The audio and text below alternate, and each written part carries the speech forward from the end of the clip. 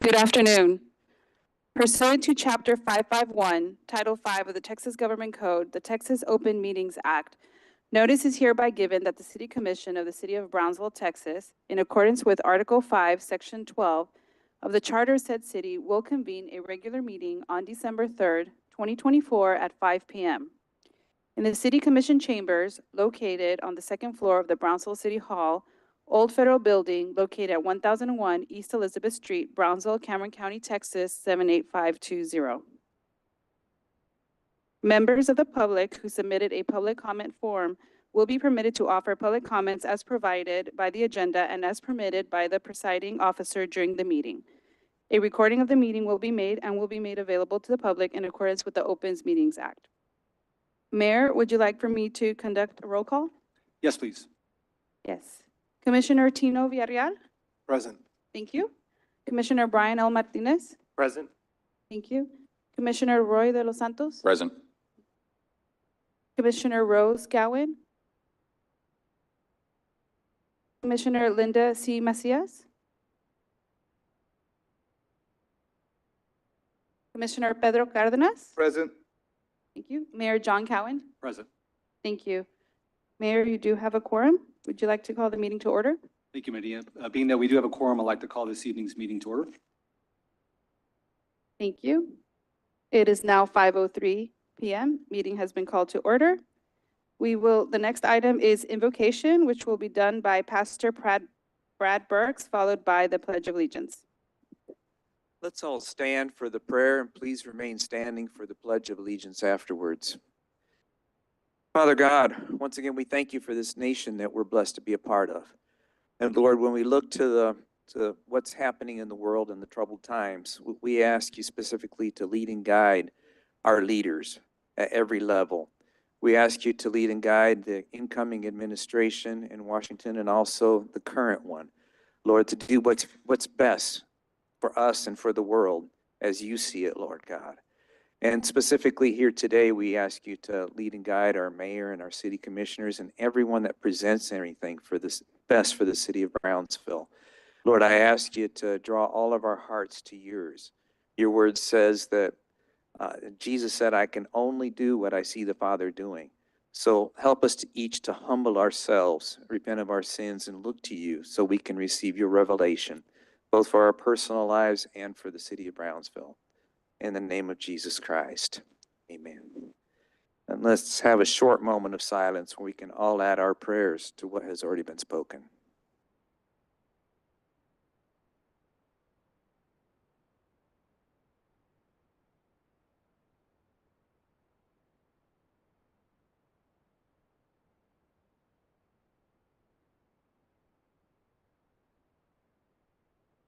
Amen. Pledge allegiance to the flag of the United States of America and to the republic for which it stands, one nation under God, indivisible, with liberty and justice for all. Under the Texas flag, I pledge allegiance to thee, Texas, one state under God, one and indivisible. Next, we have proclamations. Recognizing Officer Marisela Barrientos.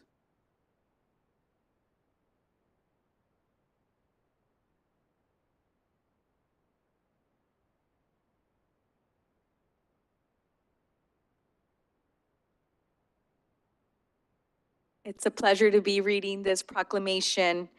A proclamation of the City Commission of Brownsville, Texas, recognizing Officer Marisela Barrientos. Whereas While many proclamations honoring police officers highlight acts of heroism in life-threatening situations, this proclamation reflects a different kind of valor, the core value of the Brownsville Police Department, service from the heart. And whereas on October 23rd, 2024, Officer Marisela Barrientos responded to a domestic dispute involving an elderly couple being evicted by their adult child. With no family nearby, the couple prepared to spend the night in their vehicle. The mother, suffering from a severe health condition and confined to a wheelchair, faced a particularly precarious situation, and whereas recognizing the couple's vulnerability, Officer Barrientos initially contacted the Ostenham Center, but concerned for the woman's health needs, chose instead to escort the couple to a nearby motel and personally covered the cost of the room for the night. Officer Barrientos also reached out to Adult Protective Services, requesting their support for the couple's immediate needs. And whereas Officer Barrientos continued her support the following morning by providing the couple with funds for breakfast out of her own pocket. Shortly after, Adult Protective Services arrived, arranging ongoing coverage of the couple's motel stay and assistance with groceries. And whereas throughout October, Officer Barrientos remained in contact with the couple, checking in on their well-being during her shifts and coordinating further with Adult Protective Services to assist them. She even supported their submission of a housing application, demonstrating an extraordinary level of care and commitment to their welfare. And whereas Officer Barrientos' actions exemplify her unwavering dedication to public service, reflecting the best qualities of Brownsville's police officers and embodying the department's core value of service from the heart. Now, therefore, we, the members of the City Commission of Brownsville, Texas, by the authority vested in us by the city charter, and on behalf of all of our citizens, hereby recognize and honor Officer Marisela Barrientos for her exceptional service and compassionate care for our community, done on this, the 3rd day of December, 2024. I love it. Thank you so much for everything. Congratulations.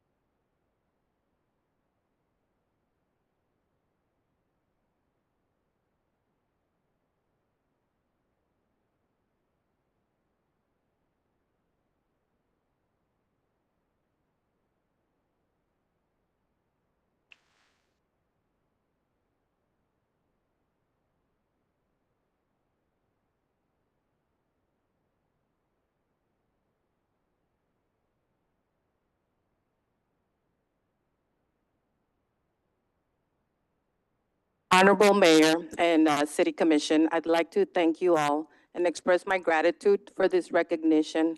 I'd also like to thank Police Chief Sauceda for all his support, to his command staff, to all my coworkers that have made a very memorable experience in me working here at the police department, being able to serve the citizens of Brownsville.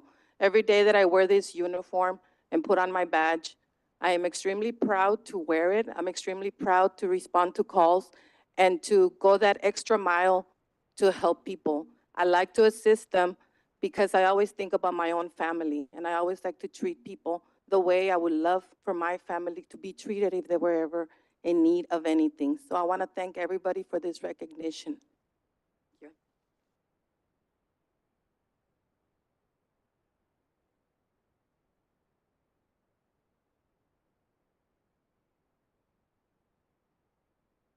Next proclamation, recognizing Arbor Day. So I'm not sure if there's anyone here to receive this proclamation. So please step forward.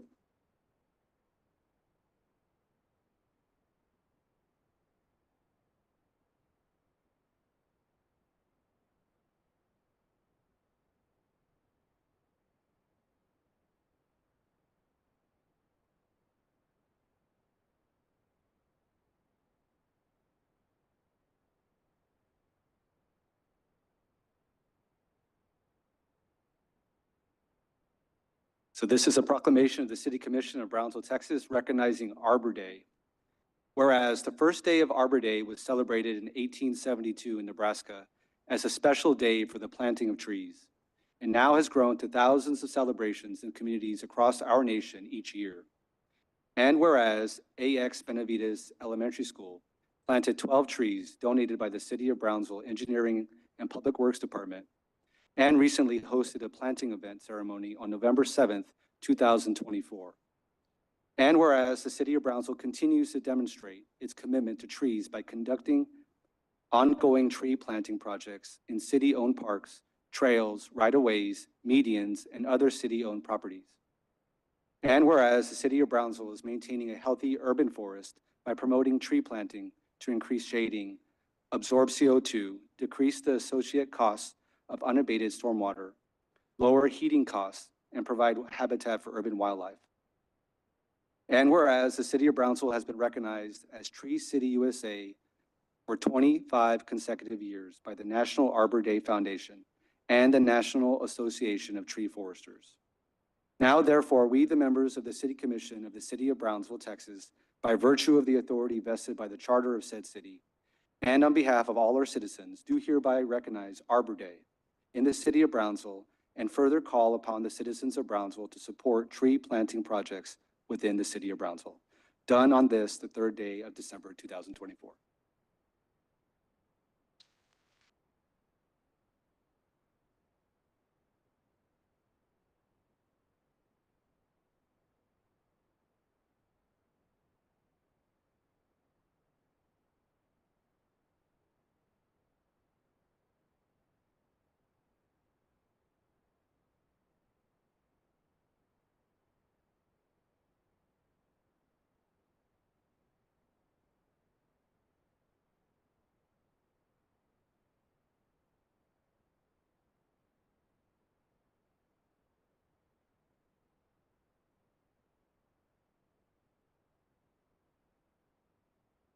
Thank you.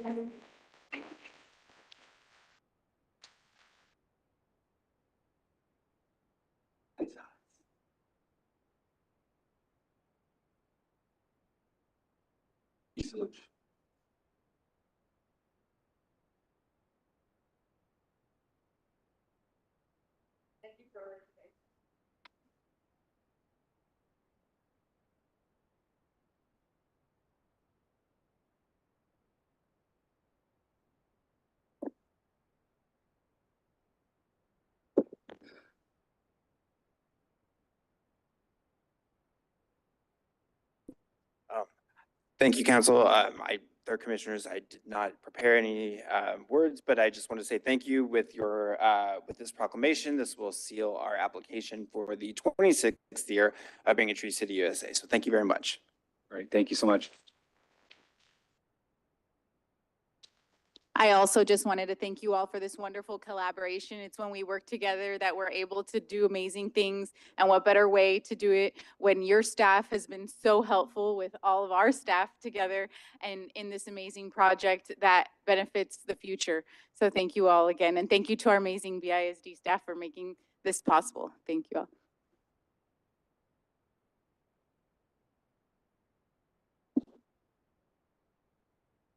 Next, we have public comment period.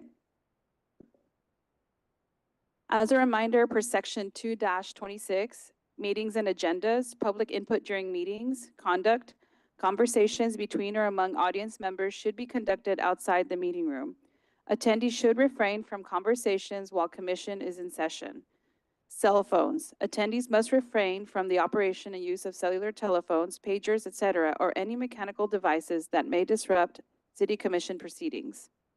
Placards, banners, or signs are not to be permitted in the City Commission chambers or in any other room in which the City Commission conducts a meeting. Included in this prohibition are various hats, caps, visors, and t-shirts which may represent sentiments as alluded to regarding placards, banners, and/or signs. Exhibits, displays, and visual aids used in connection with presentations to the City Commission are permitted. Only City Commission members and city staff may approach the dais. If report, letter, etc. is to be presented to the Commission, it should be given to the City Secretary or staff who will make the distribution. It is preferable that the item to be distributed be given to the city secretary prior to meeting time. A copy of the item should be made available for the city secretary's official record. All comments shall be made to the mayor and city commission as a whole and not to individual commission members. So with that, Mayor and Commission, we did receive a total of 8 public comments. Mayor, I'll move to suspend the rules. All right, we have a motion to suspend. Second. rules. We have a second. Any further discussion? If not, all those in favor, please say aye. Aye. Aye. All those opposed say nay. Ayes have it, motion carries. Thank you. First, we have Yolanda Spies.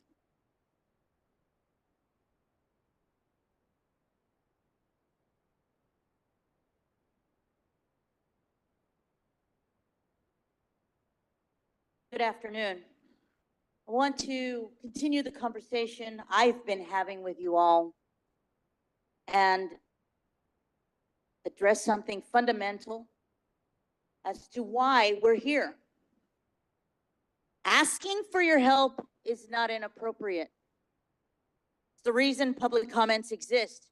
We come here because we believe in our city and expect our leaders, our commission, and everyone working for the Brownsville, especially the Brownsville Police Department, to back us up when we need it. As residents and taxpayers, we deserve a positive return on our investment. That investment is not just monetary, it's our trust in you to ensure our city is safe, fair, and accountable. But when trust is met with inaction, deflection, and apathy, begins to erode, leaving us feeling unheard and unprotected and unsupported. I must also point out that the Brownsville Police Department has a documented history of corruption. These aren't baseless claims. They're rooted in incidents that have shaken the confidence of many in this community. Corruption, misconduct, and failure to address these issues head on don't just harm those directly affected. They harm every single Brownsville resident, including you all. They undermine the integrity of the entire system. We're not here to vilify or antagonize. We're here to remind you of the commitment you made to protect and serve this community. That means not just listening to us, but standing with us. It means taking real steps to ensure that those entrusted with authority, whether in uniform or whether in this chamber, are held to the highest standards. We ask that you act decisively, investigate our concerns raised about our police department practices, and ensure that transparency and accountability are prioritized. Show us that you value our trust, the trust that we have placed in you. Brownsville deserves leaders who not only allow us to voice our concerns without fear or retribution, but also to take meaningful action to address the issues that affect every single one of us. Every single one of us. Next, we have Yolanda Nick Soto.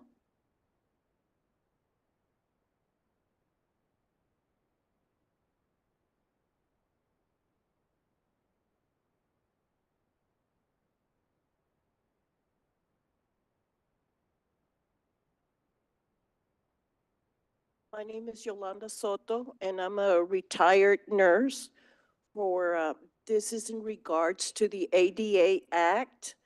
For many, many months, I was parking in downtown Brownsville using my handicap, a little plaque, and out of nowhere one day, I got a ticket. There was no warning. There was no sign stated that the city of Brownsville was going to do away with that act. And my husband here is going to speak also regarding the ADA Disability Act. Good afternoon. To each and every one of you, thank you for the opportunity to speak. Los, can you raise the, thank you. Okay. This is quite actually quite nice because I was one of those that required ADA assistance because I was in a major accident and I was partially paralyzed for over a year. And it took me a number of years in rehabilitation to be able to come up to you and speak to you and not have to be lower to be able to do so. ADA is, it's a requirement state, in the state of Texas, but not just it's a requirement, it is a federal law. And it's very, very simple. I provided a copy of my notes with respect to this, and it's really quite condensed. It's only about 10 or 12 pages, but that is condensed. But it is a federal law, and it is a requirement for every state and municipality to abide by that law. And it is under the Texas, it's listed under section 504.201, which mandates the availability of this, ADA parking, which includes, and it's very clear, the language is very clear that it requires that that it's subject to free parking for anyone that is considered disabled, and as long as they have a valid plaque and they show it in on their windshield, they are entitled to be able to park with that in that area for free. Now, I did a short survey of just 3 streets, which is really Elizabeth, Adams, and Washington. And in that chart in the back, you will see just how many parking, ADA parking exists in those communities. You only have 1 in your own chamber here. I'm sorry, there's 2 right here in front. But that's for the entire block on both sides. It's quite inadequate with respects to that, and it would be insurmountable to ask the city to provide parking for every individual, which is why the federal government passed a law under the ADA to be able to do so. Now, it was changed by the city, and I'm sorry, I don't know when it was changed, and the city can change that requirement. Time. However, there is a process, and in that process, it requires public notice and public input. And I mean, there's a whole list, which the entire list. I'm running out of time, right? But anyway, it's in there. All the things that are required. I would ask, or respectfully ask, if those things were done so, which includes assessments, which is supposed to be submitted to the federal government, if all those requirements were met. To be able to remove that ordinance that exists in the city of Brownsville. I think that's about all the time I have, but I think my notes can help you and help you understand it. It is a lot more complex than it is, but I am here, like I said, I'm here to speak to not only for myself, but also for everyone that's been disabled. And Thank you, Mr. and Mrs. It's Soto. quite difficult. So, Thank you, sir. Thank you. Could you repeat your name for the record, please? Thank you.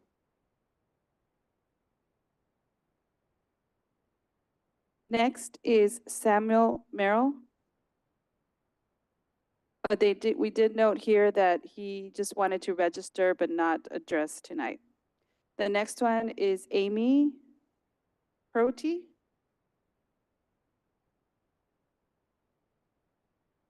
Next, Manuel Benavides.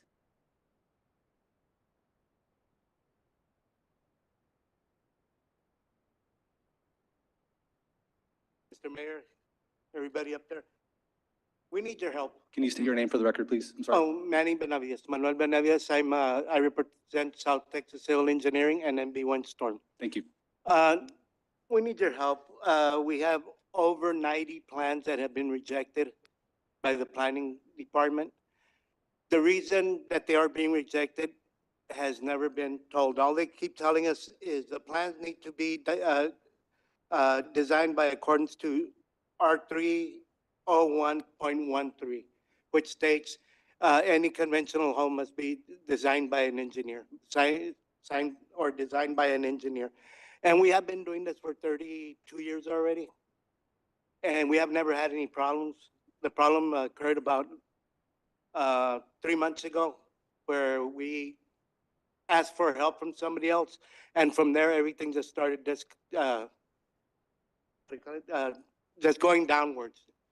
Plans are getting rejected for no reason. They don't tell us why.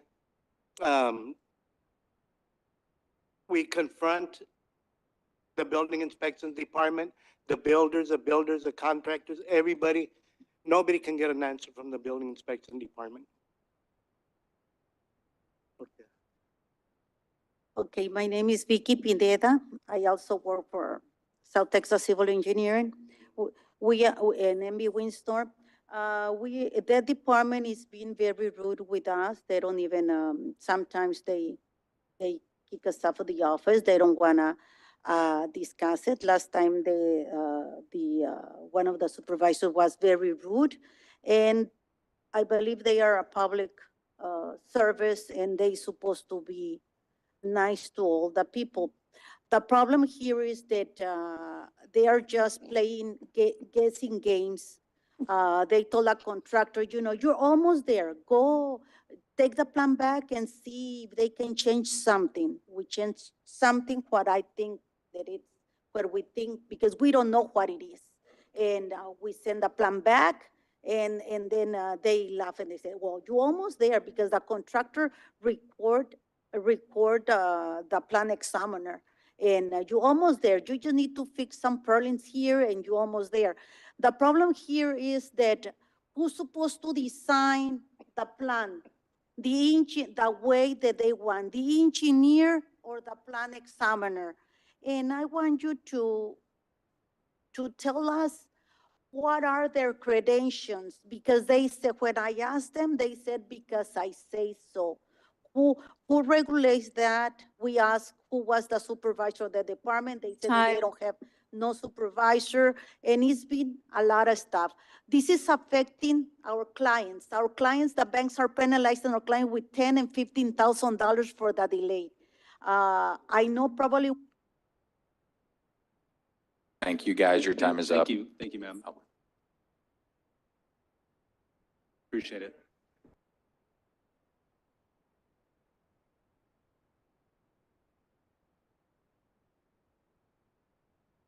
Thank you, sir. Next, we have Gustavo Cedillo.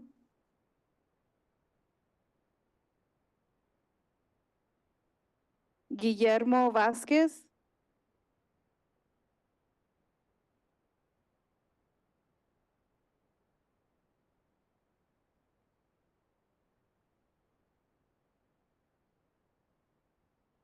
Buenas tardes. Mi nombre es Guillermo Vázquez.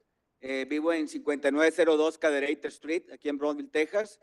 Y primeramente quiero darles las gracias por el trabajo que están haciendo en la ciudad. Se nota en los parques, en los caminos, en las empresas que están llegando.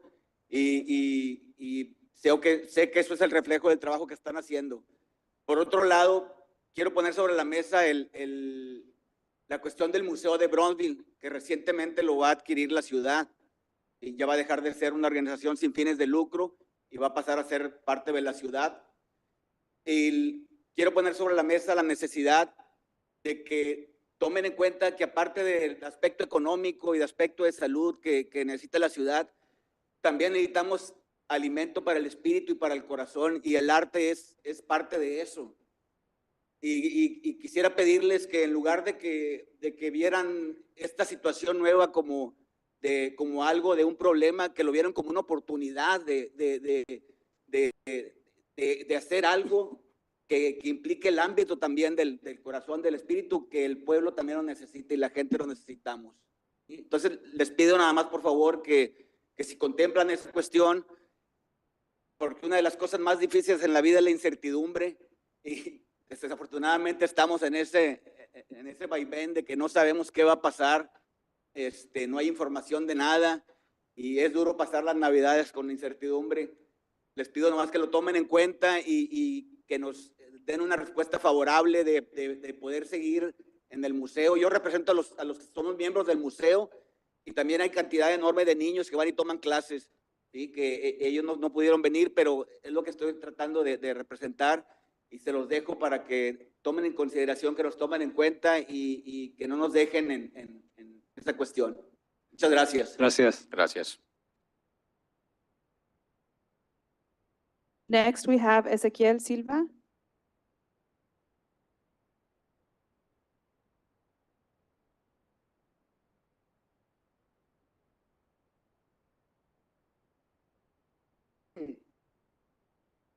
Father, I thought it was going to be all men, and none of you were able to think until the woman came.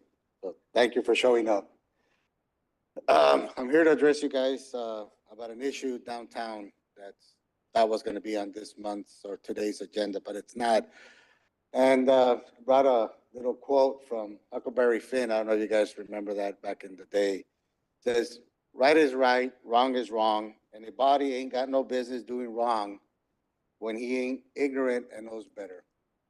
Right now, I got PUB on my ass, excuse me, on my tail, for something that is irrelevant to my type of business, which is a coffee shop. They're, after 4 years, almost 4 years, shy, a couple of months of 4 years in business, they're demanding a 500-gallon grease trap. Because of all things, I do lattes. And 2% milk has fat. I don't cook and I don't fry. I do lattes, which is steamed milk. And most of the people use 2% milk, oat milk, which is not even milk, almond milk, and lactose milk. I tried to explain this to the inspector, and a very aggressive young man, very rude, to be honest with you, in my face, and came in with an entourage, which I thought was kind of like a hitman. Behind him, there was 3 other people. I went outside, he inspected, and I told him, look, you can't put a 500-gallon grease trap without tearing up the whole freaking alley. Because that's not my problem, it's your problem. And I said, no, it's our problem because it's historic downtown. I can't do things just because.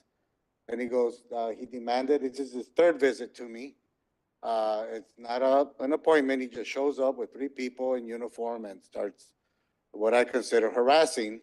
I first thought it was a vendetta against me for being outspoken with certain commissioners here. And, but it turns out that it's a rumor that there's a power trip going on with PUB in the city of Brownsville. I don't know why. Might be because of the Tenasca money isn't there, so they're trying to hit small businesses, especially downtown, when they know that these grease traps with the sewer problems and the alleys and the infrastructure and the water treatment and everything else is not going to happen overnight. And they're demanding me to give them an answer now. I'm asking you guys to take into consideration that I'm not the only small business, but I am a coffee shop. I don't cook, I don't fry, I don't do any of that.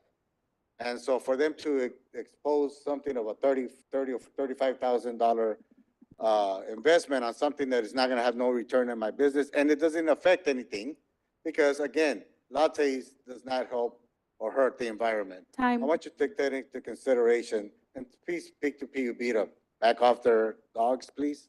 Thank you, sir. Thank you. Next presentations. Sir, you're out of order.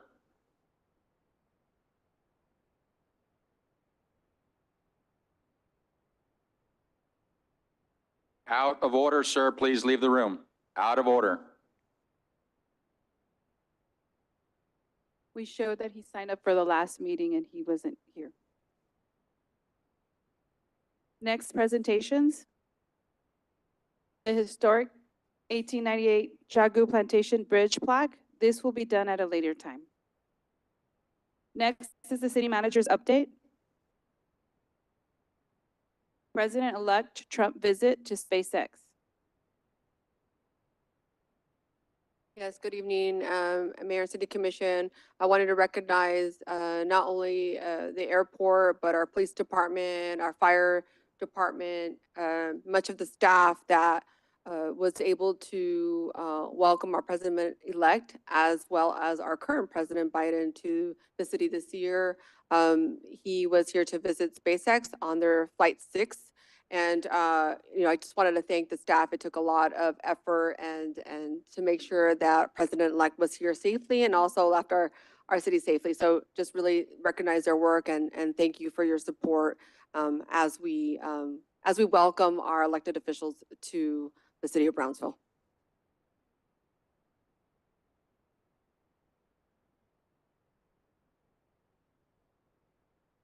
Commissioner Brian L. Martinez, appointment to BISD Facilities Committee. I don't know if you want to say a few words, Commissioner Martinez, but I think today with Arbor Day and then your appointment to the BISD Facilities Committee and as well as the zoo and the purchase of the Cummings property, we're really showing, exemplifying one city.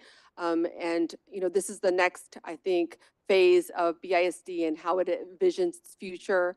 as one voice. And so we're very excited that you have been selected to be on the BIC Facilities Committee. I don't know if you want to say anything about that committee and their mission and vision. Thank you, Helen. And I was going to mention that about our vice chair for the school district saying about working together. And I appreciate that as they are assessing all of their facilities and all of the assets in the district, they're including all the stakeholders and all the citizens and the community in their decision-making for next year. So I am very proud to be part of that and to be able to represent, and I look forward in continuing to collaborate. Thank you. Thank you, sir. Distinguished Alumnus Award by St. Mary's Catholic School, Commissioner Tino Villarreal Jr. Commissioner Villarreal, congratulations so much on this Distinguished Alumnus Award. You're known for your leadership, not only as a coach, but as an alumni of St. Mary's, and we really appreciate your leadership. And please say a few words, sir. Well, thank you. I don't know that I deserve it, right? But obviously, thank you for for people who were in attendance. I think it was just heartwarming to be in a mass with a bunch of little kids that are singing, and just reminds you of how we all started, I think, our elementary journey, and everyone here, when you're a kid, you just see a bunch of little kids dreaming about becoming whatever that is. And I think it's just refreshing to be part of an experience like that. Going back to our elementaries, I hadn't been back, sadly, in a while. And it was very good to be there. And thank you to the city individuals that were there, and friends and family. And like I said, I think there's a lot of very deserving people that we all went to school with in our schools that deserve that. But I was grateful to be part of that experience. Thank you, Commissioner. Congrats to both commissioners. Next, we have consent agenda items. I'll move to approve consent agenda items. Second. We have a motion second to approve the consent agenda as listed. Any further discussion? If not, all those in favor, please say aye. Aye. All those opposed say nay. Ayes have it, motion carries. Public hearings. Public hearing number 1, public hearing and action on first reading on ordinance number 2024-223-D to amend chapter 86, streets, sidewalks, and certain other public places to adopt an encroachment licensing fee and right-of-way management regulations, engineering and public works. Honorable Member Commissioners, good evening. This item is to adopt an encroachment license fee and right-of-way management regulations. This will help oversee orderly use of public right-of-way, provide a permit process for utility construction within public right-of-way, provide for encroachment and penalties for violations of any provisions of this ordinance, provide for emergency utility activities within public right-of-way, and provide for the coordination of public improvements and regulate the installation of utility structures within public right-of-way. Staff recommends approval.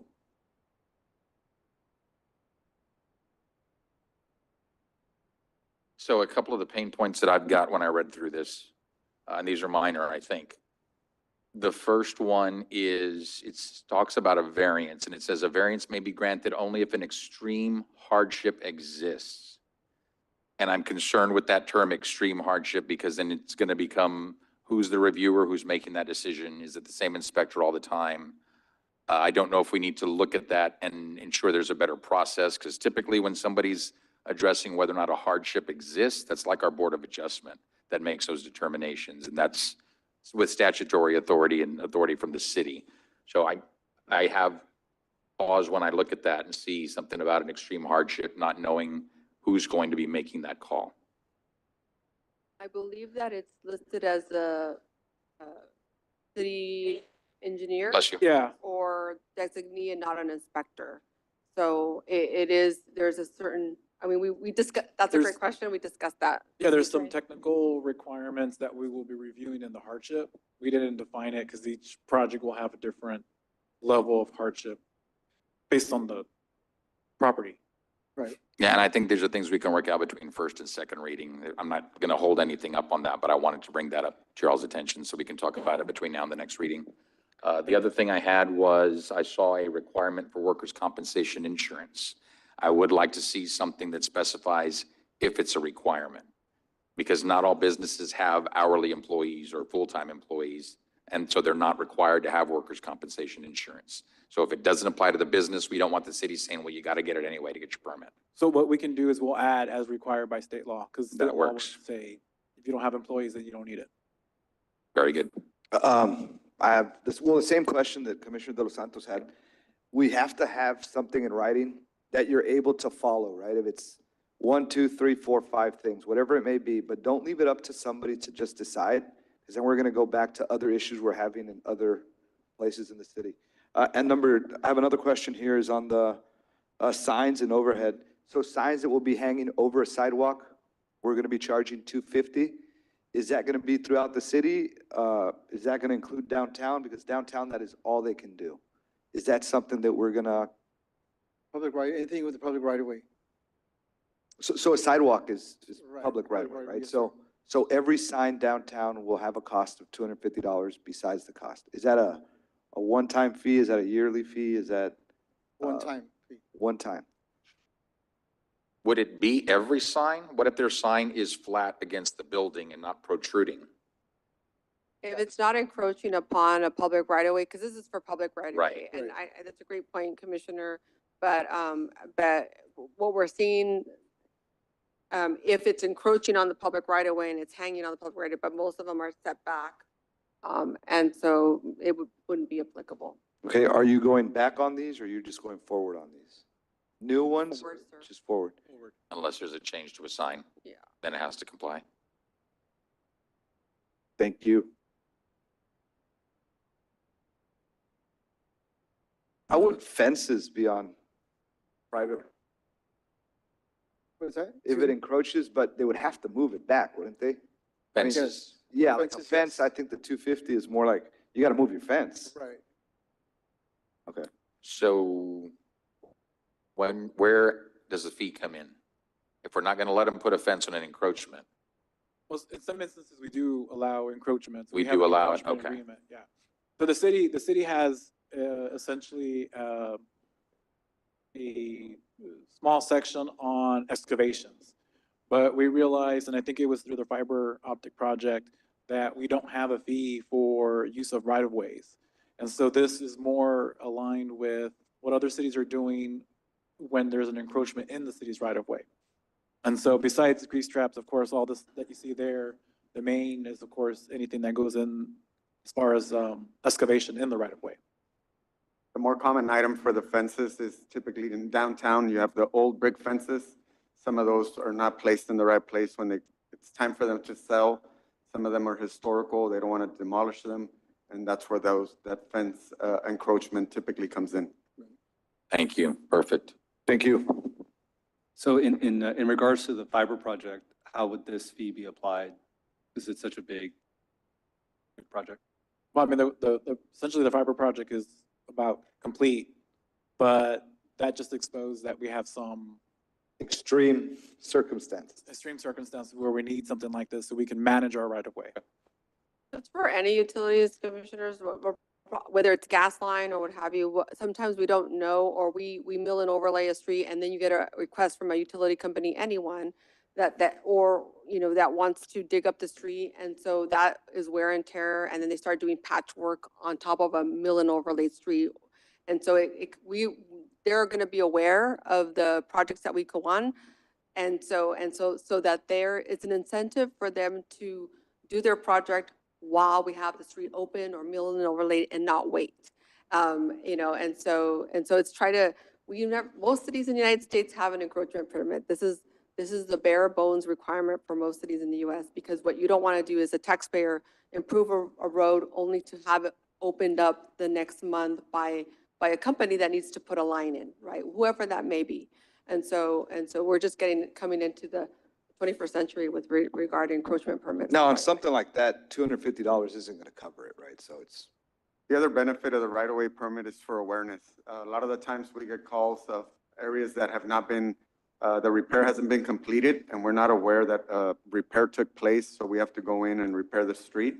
This will give us the awareness of work being done in our right-of-way, so that we can hold the contractors that are doing the work on our public right-of-way accountable as well.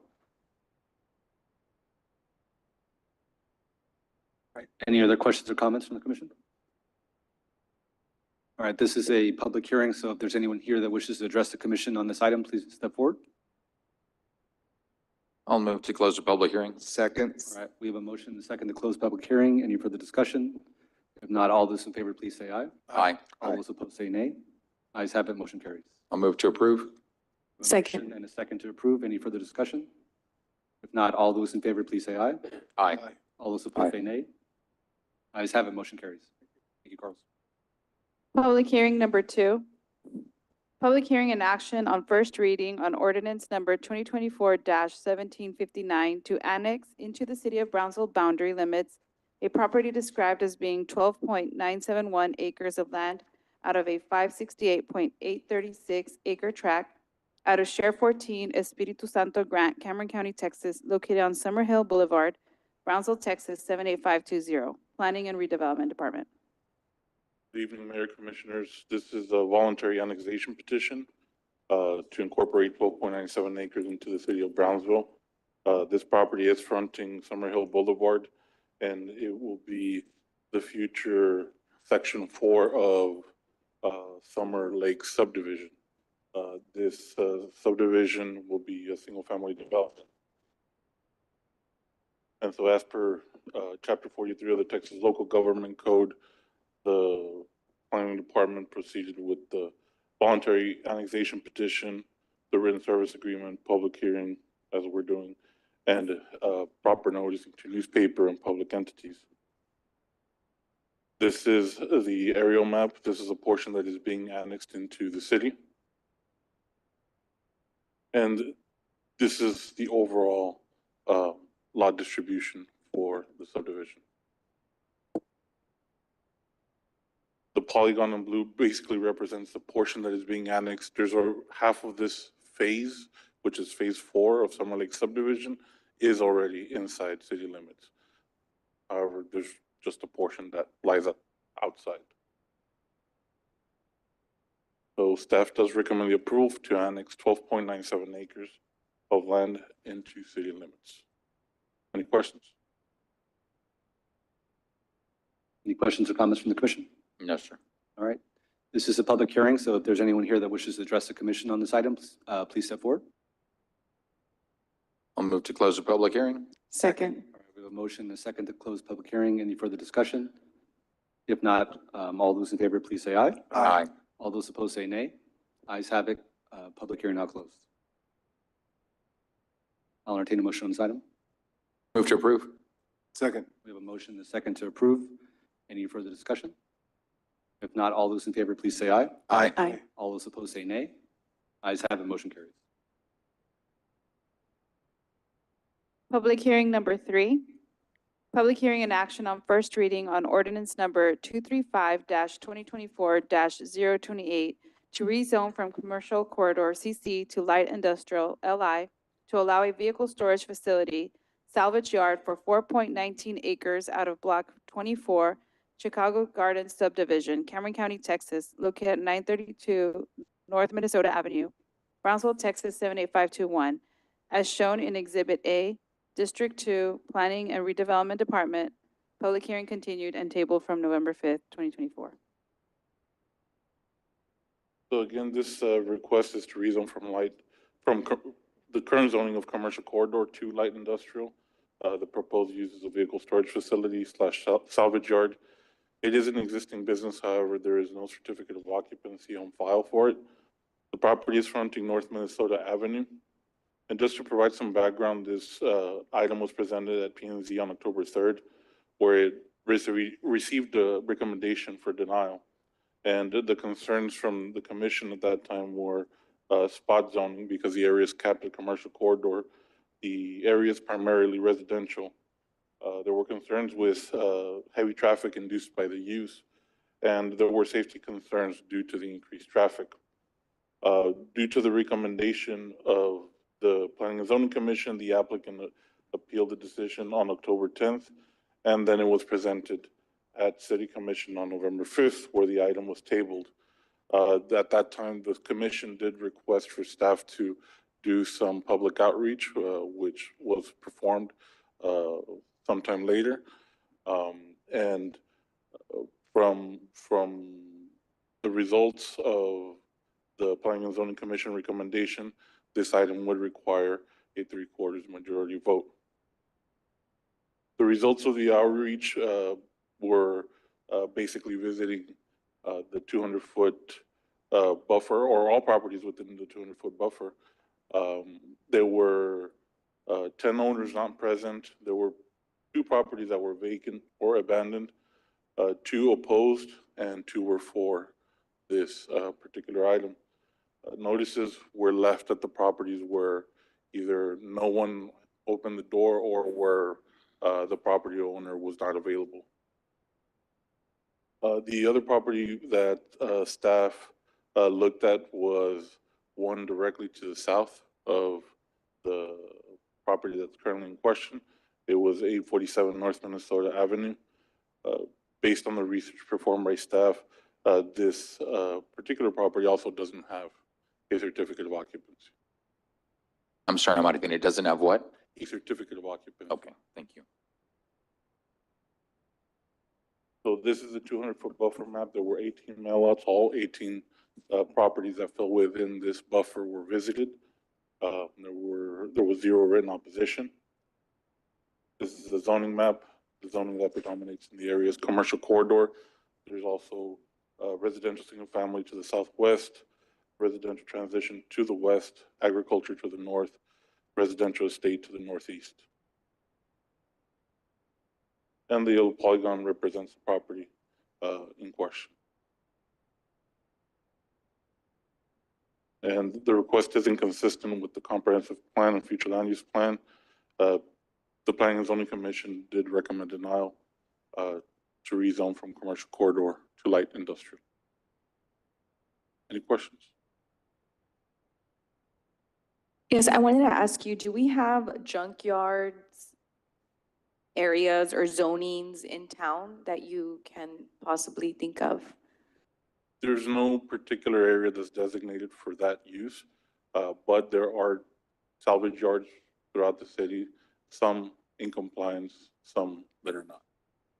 But generally, a salvage yard would have to be in a light industrial area to open At minimum. legally, correct?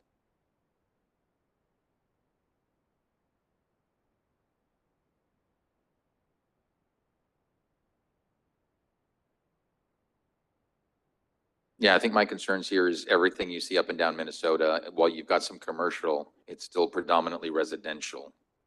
And this is just completely different nature than everything else you see as you drive up and down Minnesota.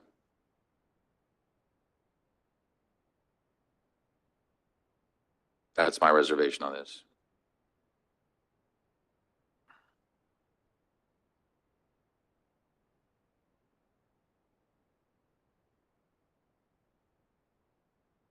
And I know that you also presented on the other area, because that was our main concern, that, you know, we have a property owner here who wants to do things the right way. And, you know, he came to us to present this and get this approved. However, in the scope and in the midst of that, we noticed that it's not only his area, it's a whole area that needs to be looked into. And so in the case that the city also reached out to the second property, Right, the property was visited. and I guess my concern would be, where then would they put these vehicles? Because it's so many.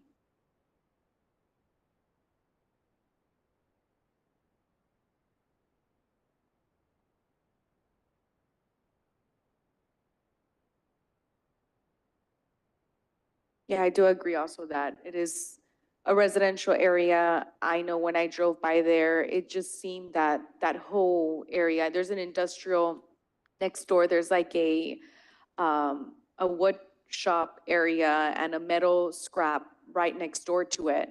And I don't even know if that has a permitting system. So I can definitely see that this area has just fallen through the cracks on ensuring that they're up to code. And so it's a good thing that now we're looking into this and deciding what are our next steps with this area.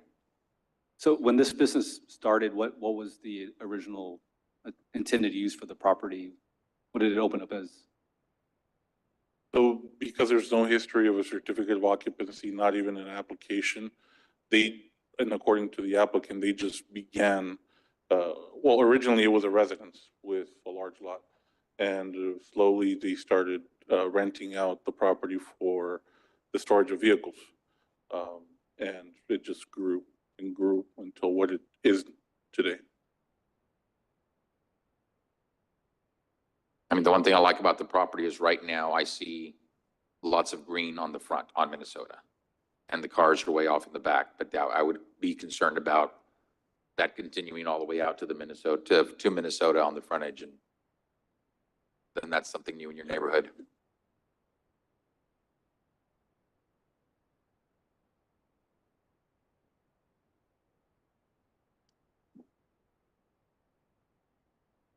Any other comments or questions from the commission? I have a, but off, not this property. If you go back, I think, a slide. Up there, is that really zoned agriculture? Yes. And that occurs, we're doing the comprehensive plan, Commissioner. And as you recall, when we start hitting ag land, that we still have to determine what is the most appropriate use because we're growing. The comprehensive plan will give them a path, which is what we're doing this year, to see what that ag should be zoned, which is the highest and best use and what is consistent with the rest of the build out as we grow out, so our growth areas. And so when you start seeing ag areas being impacted, that's when you know it's time and we're at that time, right? Yeah. We probably should have done it a couple of years prior, but our growth has accelerated that we're hitting those types of. Sure. In the past, Martin, and in your experience, have you ever worked with a situation like this where, you know, my major concern here is I do not agree that this should be within the scope since it does not fall into the residential area. It's not meeting that standard of the futuristic plans for this. And as Commissioner De Los Santos said, you know, these cars could potentially later on be at the front of the road. This is more of a commercial corridor and residential area.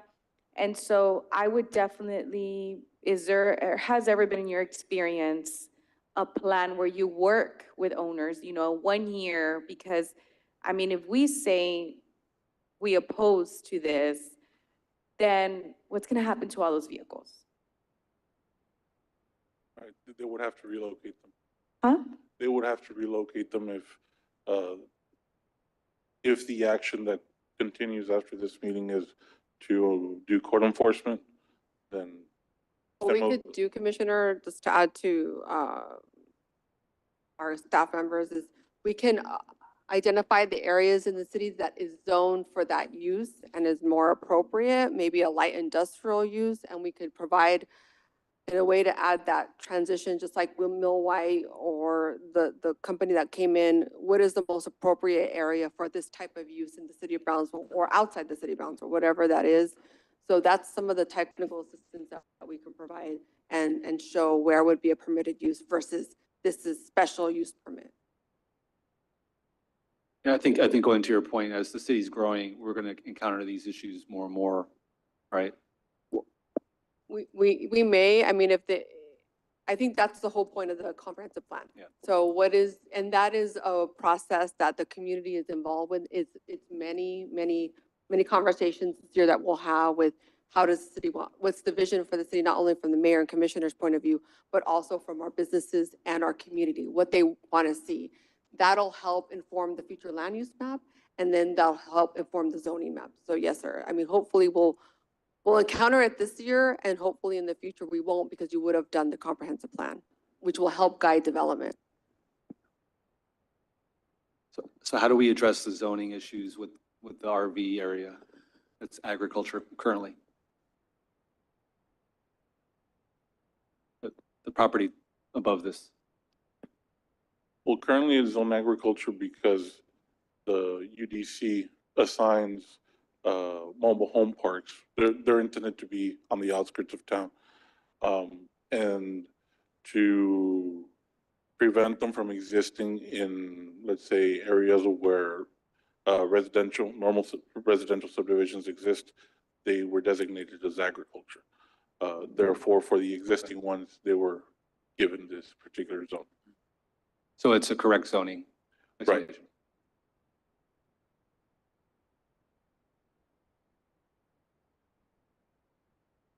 And just a reminder, we did continue the public hearing from last time, so we would need a motion to continue that public hearing. You need a motion for that, Counselor? Motion, because we're also taking it off the table. Okay. Any other comments? Not, I'll make the motion. Okay, we have a motion to take it up the table. Wait, Right before, Yeah. Commissioner, I just don't, I'm 100% for what we're discussing up here. I just want to make sure that we're fair, right? Like, obviously, the person here came and applied and did things the right way.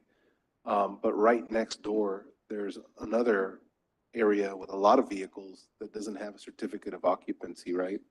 And is in commercial corridor, right? So I just want to make sure as we do grow, right, that we are growing, but we are enforcing, right?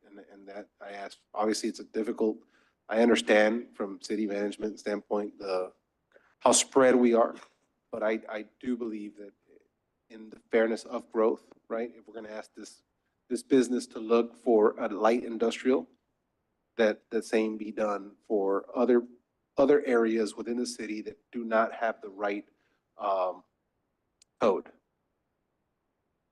No, and I think to your point also, Commissioner, about making sure we're treating everybody fairly. I think the south property is assuming a non-conforming structure or non-conforming use. And that's been like that for some time. Same here. Correct? With this property, prior to them trying to proactively seek this, it was essentially a non-conforming use. Well, technically, it's not necessarily a non-conforming use because there hasn't ever been a legal. They've never applied. It has never existed as a legal property. Okay. It's just been non-conform. Now, if we get into then a code enforcement issue of sending code enforcement out, then yeah, it would have to be for all properties up and down. It has to be fair. Correct. I'll go ahead and make the motion to draw from the table and reopen the public hearing. Second. All right, we have a motion and a second. Any further discussion? If not, all those in favor, please say aye. Aye. All those opposed say nay. Ayes have it, motion carries. So this is a public hearing. If there's anyone here that wishes to address the commission on this item, please step forward and state your name.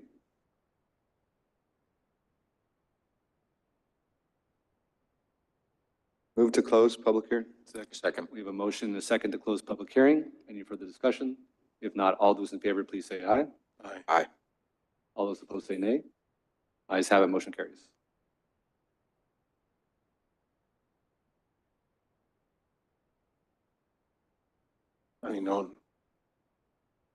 And because, Mayor and Commission, because my understanding is the P and Z recommended denial, it is going to require the 6 votes if you all want to approve it. It's what? I move to deny. Supermajority. And I'll second the motion to deny. Okay, we have a motion and a second to deny. Any further discussion? If not, all those in favor, please say aye. Aye. All those opposed say nay. Ayes have it, motion carries.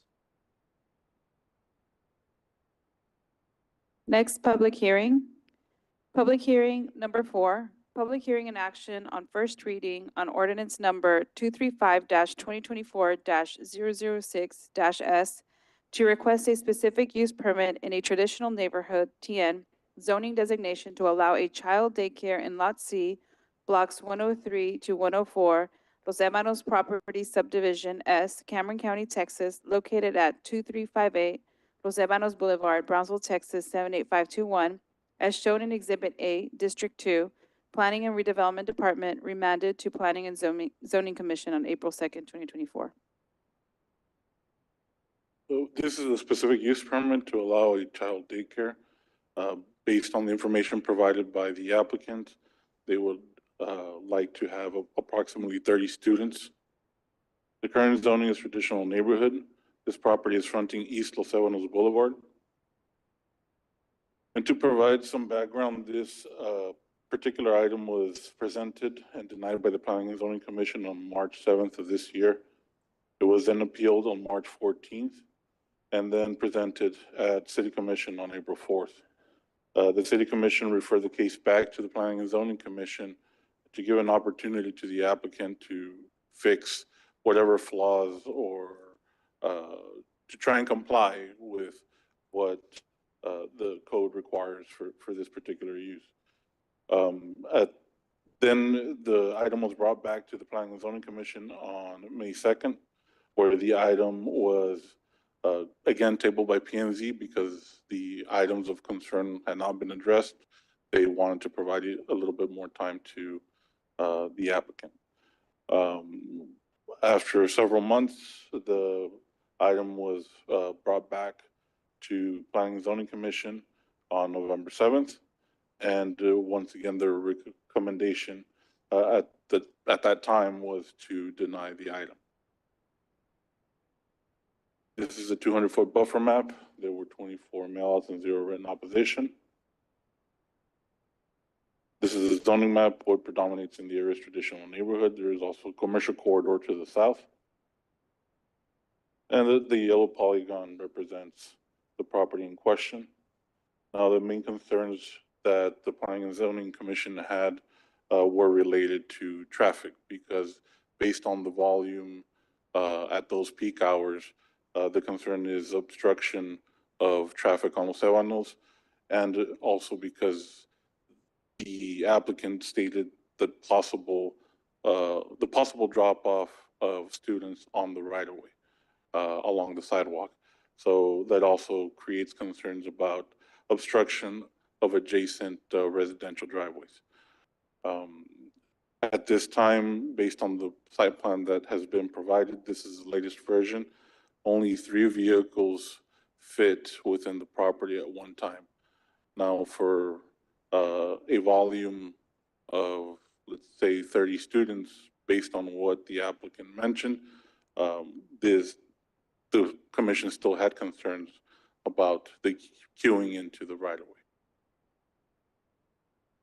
And again, concerns business operations extending into the right-of-way, student drop-off within right-of-way or the shoulder of Los Ebanos, concern for student safety, potential disruption of traffic, potential obstruction of residential driveways. And we did send out the site plan to our engineering department.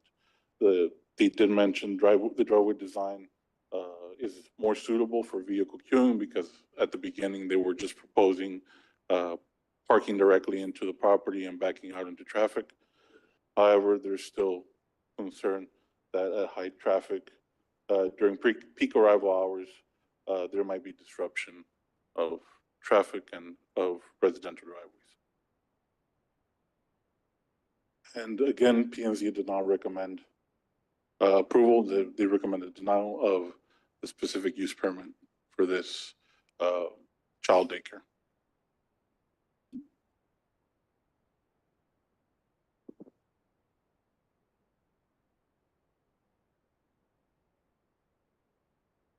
Any questions or comments by the commission? I do have a few comments. I know you mentioned the cars going out to the street. Yes. What school does that not happen in? I mean, Alton Glory, they're back to the railroad tracks. For me, it's more the issue here would be more the homes next to it. I mean, it doesn't seem like it's a great street to have that, but Alton Glory isn't either. And when you drive on Alton Glory at 3 o'clock, you can't turn into Westlake because the cars are out of that school right in front of it. Comes all the way out. And it's not the only one, but I'm not going to throw everybody under the bus, but there's a lot of schools that have cars outside. So I don't think that should be something that we're focusing on. I think Los Ebanos is not a wide enough street for you to be able to pull someone to the side. So I think that's my concern with it. I don't know about kids' safety. I mean, they're not getting out on the street. It's a daycare. They're getting off at the door. But I think we should just, look at the width of the street and go from there. And I don't see that as a wide enough street to have cars three across. So that's my concern on it. No, and I want to echo that, and I think you hit it exactly right on the head. The difference is on a road like Alton-Glore or Morrison, where we see this, those are 4 and 5 lane roads with wider shoulders. Don't have that here. And those are thoroughfares. Here you've got a lot of residential fronting these streets. I think that's the biggest concern.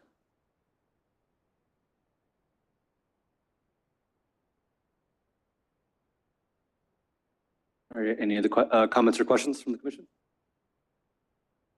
Was there any opposition from the surrounding neighbors? No. No. This is a public hearing. If there's anyone here that wishes to address the commission on this item, please step forward and state your name. Move to close public hearing, Mayor. We have a motion and a second to close public hearing. Any further discussion? If not, all those in favor, please say aye. Aye. All those opposed, say nay. Ayes have it, motion carries.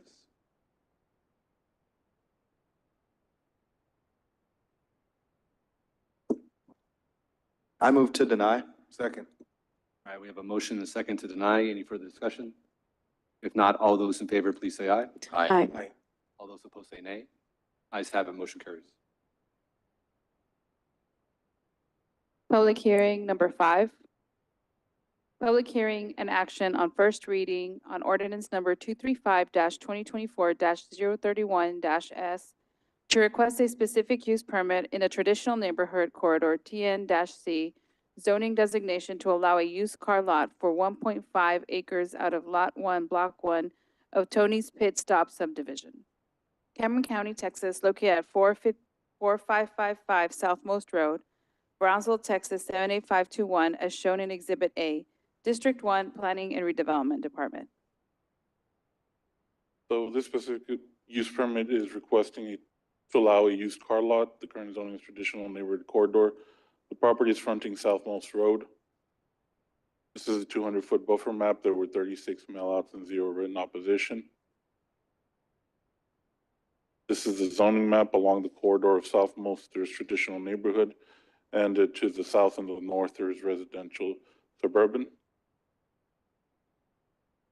This is another aerial view of the property. The yellow polygon represents the property. And as you can see, this property does have a portion that's adjacent to single-family homes. So residential adjacency requirements would apply.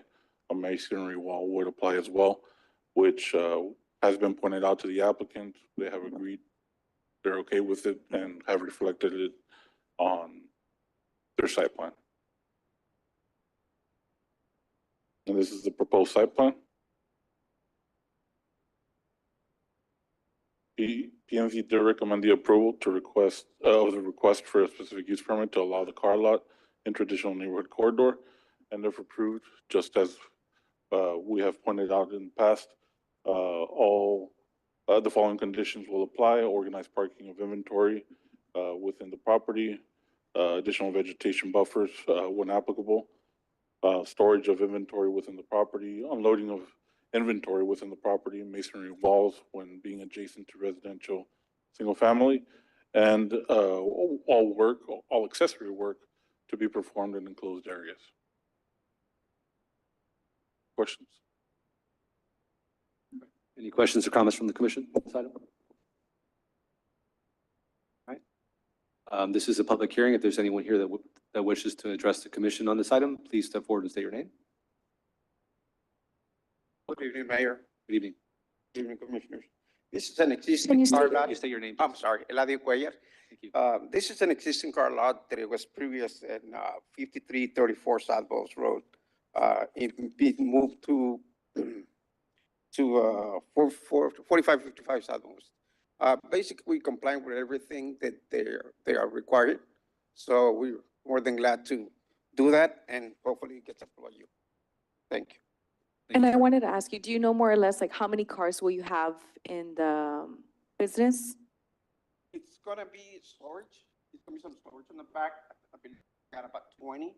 Okay. On the sales area, which will be on the front, it's gonna be between 20 to 30 cars. Okay, that's reasonable. I have seen some issues within, at least in my district, where people park like on the sidewalks, the cars, that's been a huge issue. All I ask is that. I do see everything is great. I even see that there's a road next to you on the right side. I believe that's a road right there.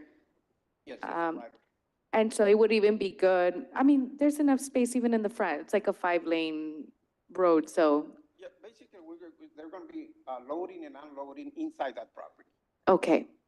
Great. Well, thank you so much for.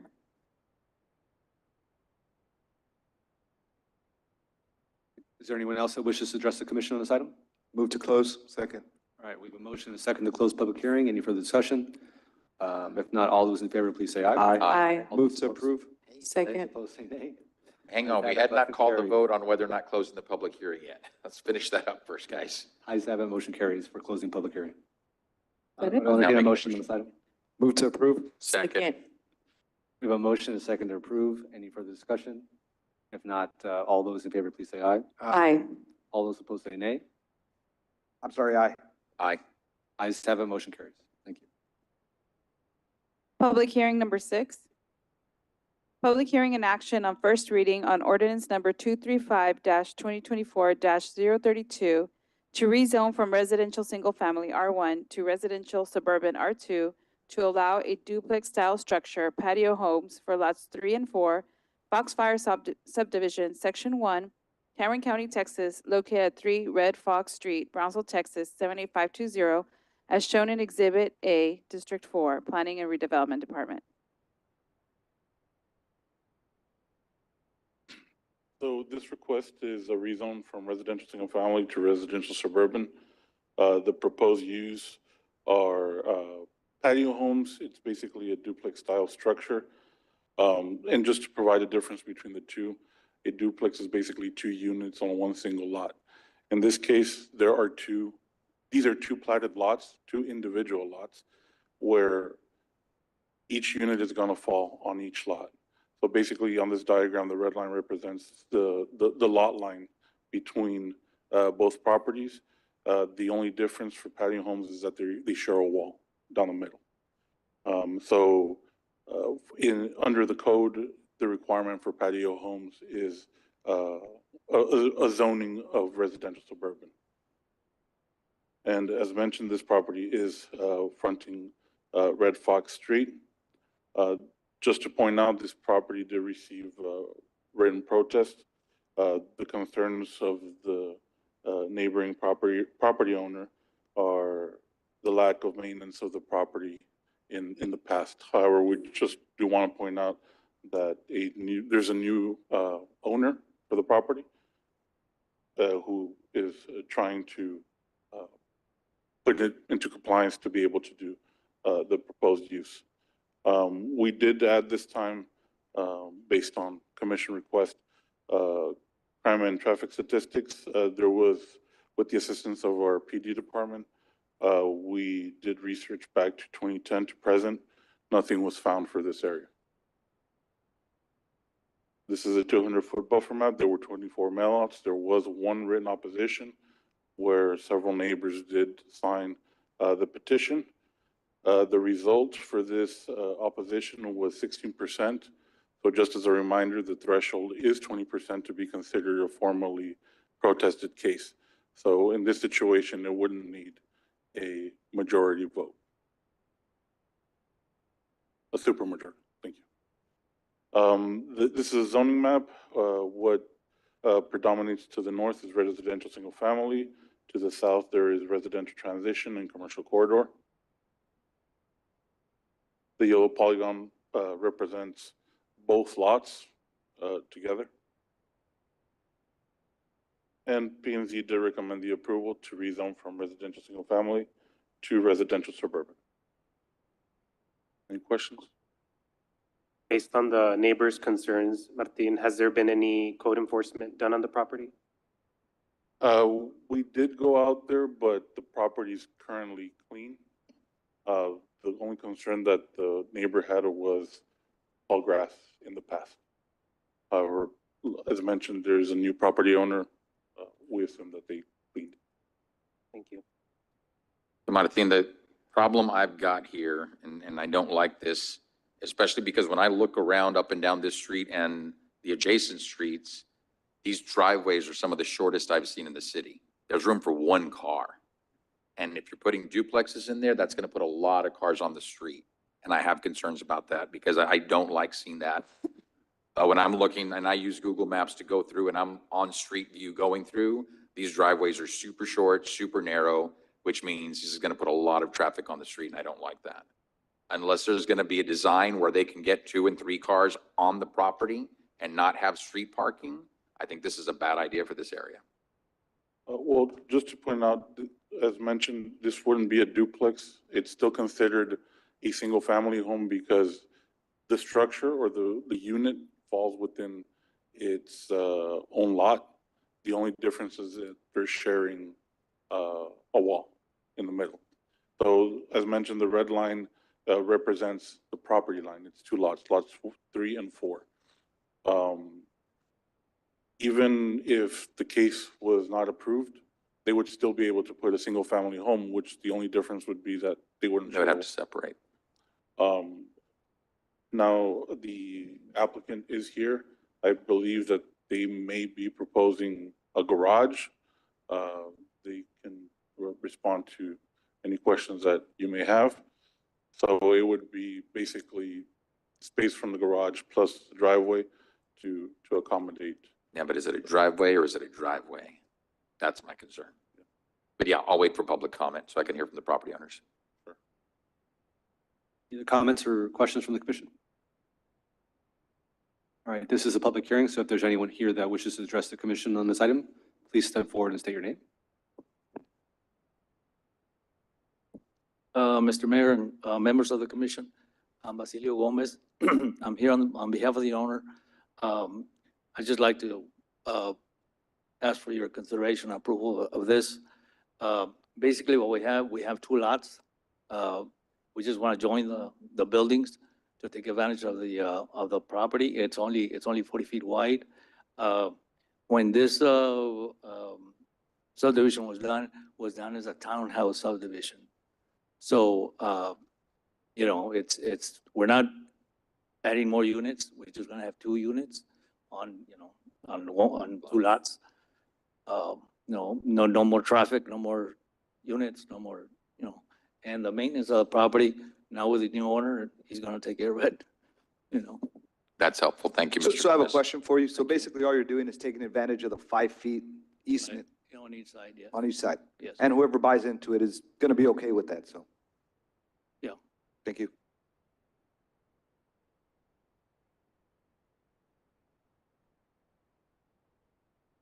Questions or comments? Thank you, sir. All right, is there anyone else that wishes to address the commission on this item?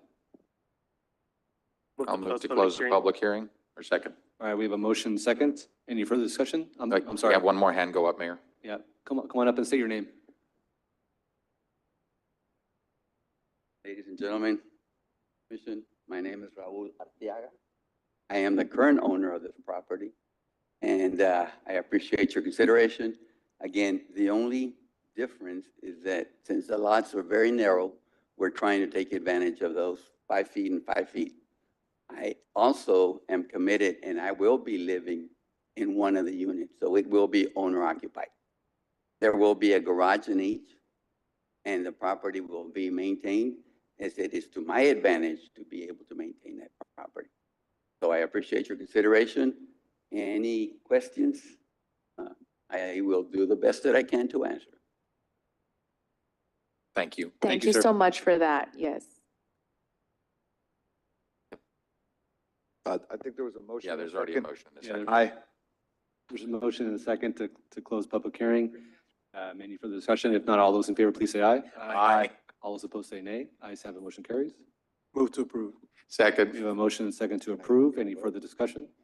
If not, all those in favor, please say aye. Aye. All those opposed say nay. Ayes have it, motion carries.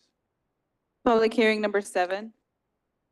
Public hearing and action on first reading on ordinance number 235-2024-033 to rezone from residential suburban R2 to residential transition R3 to allow a multifamily development for 2.290 acres out of a 4.09 acre tract, out of a 30.79 acre tract, out of 70.694 tract, Share 23, Espiritu Santo Grant, Cameron County, Texas, located at 213 Esperanza Road, Brownsville, Texas 78521, as shown in Exhibit A, District 1 Planning and Redevelopment Department. So this request is to zone from residential suburban to residential transition to allow the proposed use of a multifamily development. This property is fronting Esperanza Road. Currently on the property, there are existing buildings in a dilapidated state. The property has been used as a multifamily development in the past. However, it has never had a certificate of occupancy. It has been operating illegally. At the Planning and Zoning Commission, there were some neighbors who did go come up to the podium to express their concerns, primarily related to neighborhood crime, increased traffic, lack of property maintenance, and property overcrowding and clutter. They did point out that them as neighbors, they constantly had issues with this particular property. For the crime and traffic statistics, PD did provide us with some results. Basically, resulting from this property, there were 1,909 emergency calls. These are the main categories that comprise that list of calls. There were other categories, but these were the main ones, including auto pedestrian accidents, non-traffic accidents, major traffic accidents, minor traffic accidents, aggravated assault, theft, burglary, domestic disturbance, noise complaints, public intoxication. Martin, just to put it in context, those crime statistics are for what period of time? That period was not provided. I think it's 2008 to now. Thank you. This is the 200-foot buffer map. There were 51 mailouts, one written opposition, where multiple property owners signed the written protest. The resulting area is 12%. Again, the 20% threshold was not met. Therefore, it officially isn't a protest case, and it does not require the supermajority vote. This is a zoning map for the area. What predominates is residential suburban. There is also a traditional neighborhood along Southmost Road and some regional center directly to the south of the property. The yellow polygon represents the property, and as you can see, there are some buildings or structures in a dilapidated state. ENZ did recommend approval to rezone from residential suburban to residential transition. Now, just to point out, because this property does abut a single-family subdivision, they will be required to comply with residential adjacency standards to ensure that the privacy of that neighborhood is kept. The size of the property is 2.29 acres. Based on the proposed zoning, the amount of units that would be permitted is 30 units per acre. So roughly, based on the size of the property and based on the size that's permitted, it's approximately a maximum, an absolute maximum of 68 units. However, it will be indirectly limited by the residential adjacency requirement. I have two questions for you. Sure. How many units are there right now? Or what are they going to do with that? So right now, it's a new property owner. They are planning to build new structures. So demolish? I believe so. They haven't specified completely, but I believe it's going to be demolishing Yeah, my question is basically, if there's already units there and you're saying 68 units, is there 40 units there right now? Is there 50? Is there 6 or?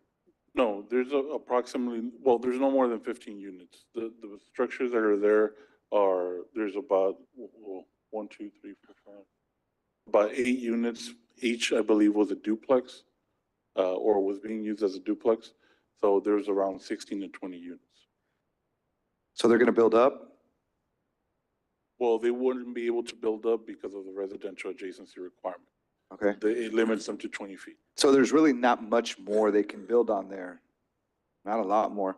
And the benefit for the neighbors behind, which were against it, would be they would get a masonry. Well, they would have the masonry wall that's required. They would have additional vegetative buffer. And the structures that are proposed would have to be at least 40 feet from the property line that's shared with the single family use. Which right now doesn't look like it's 40 feet. I mean, I Oh, can't no. tell. Nowhere near. It's nowhere near 40 feet, correct? I mean, it actually looks like a win for the neighbors. And what kind of fence does it have right now? What kind of fence does it have right now? Is there anything back there?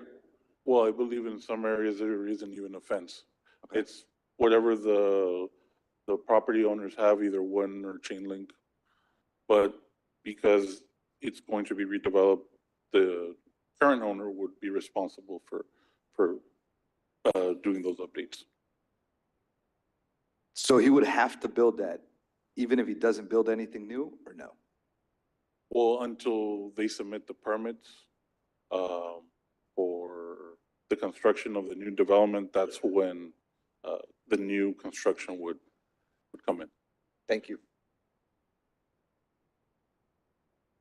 I think my question next is for the chief and Louis.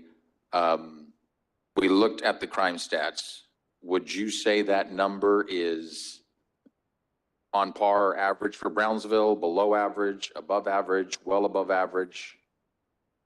Since the stats go back to 2008, that's pretty much average for that specific area and division, if you would, of the city. Pretty consistent. So the Remember, crime rates are high in that entire neighborhood? in that area there, because of the housing and some of the tenants that, there was, some of them lived there for a couple of months, some of them lived there for a couple of years. You're talking about the ones in this tract of land, correct? Yes, sir. But what I'm asking is that number, and maybe it was the same number every year or an average of every year, but is that much higher than the rest of the city, or is it average with the rest of the city, or is it below average compared to the rest of the That city? would be average, sir. Okay. I think it works out to like 2 calls per week, I'm sorry? like 2 calls per week out there. About more or less. I mean, and they vary. They Yeah, I know, vary there's from being- high there's- priority just to average. very, very minimal, low priority. Yes, sir. And the area is abandoned. It's currently not being used as a multifamily development. Yeah, in some cases like this, I took some criminal courses, being a criminal justice major, and there's a theory called broken windows theory. And the theory suggests that when something is broken, it will be treated as thus. And so that will attract individuals, drug usage, higher crime around the vicinity because it's abandoned, there's no lighting there, there's not really anybody that's enforcing the safety or the quality of life within that area. And so maybe this new development, being new, having lighting around the area could possibly improve the quality of life and even safety. So, in all hopes, right? That's just the theory, but that could also be a plus, as Commissioner Cardenas was stating. Martin, obviously they have not submitted like any plans.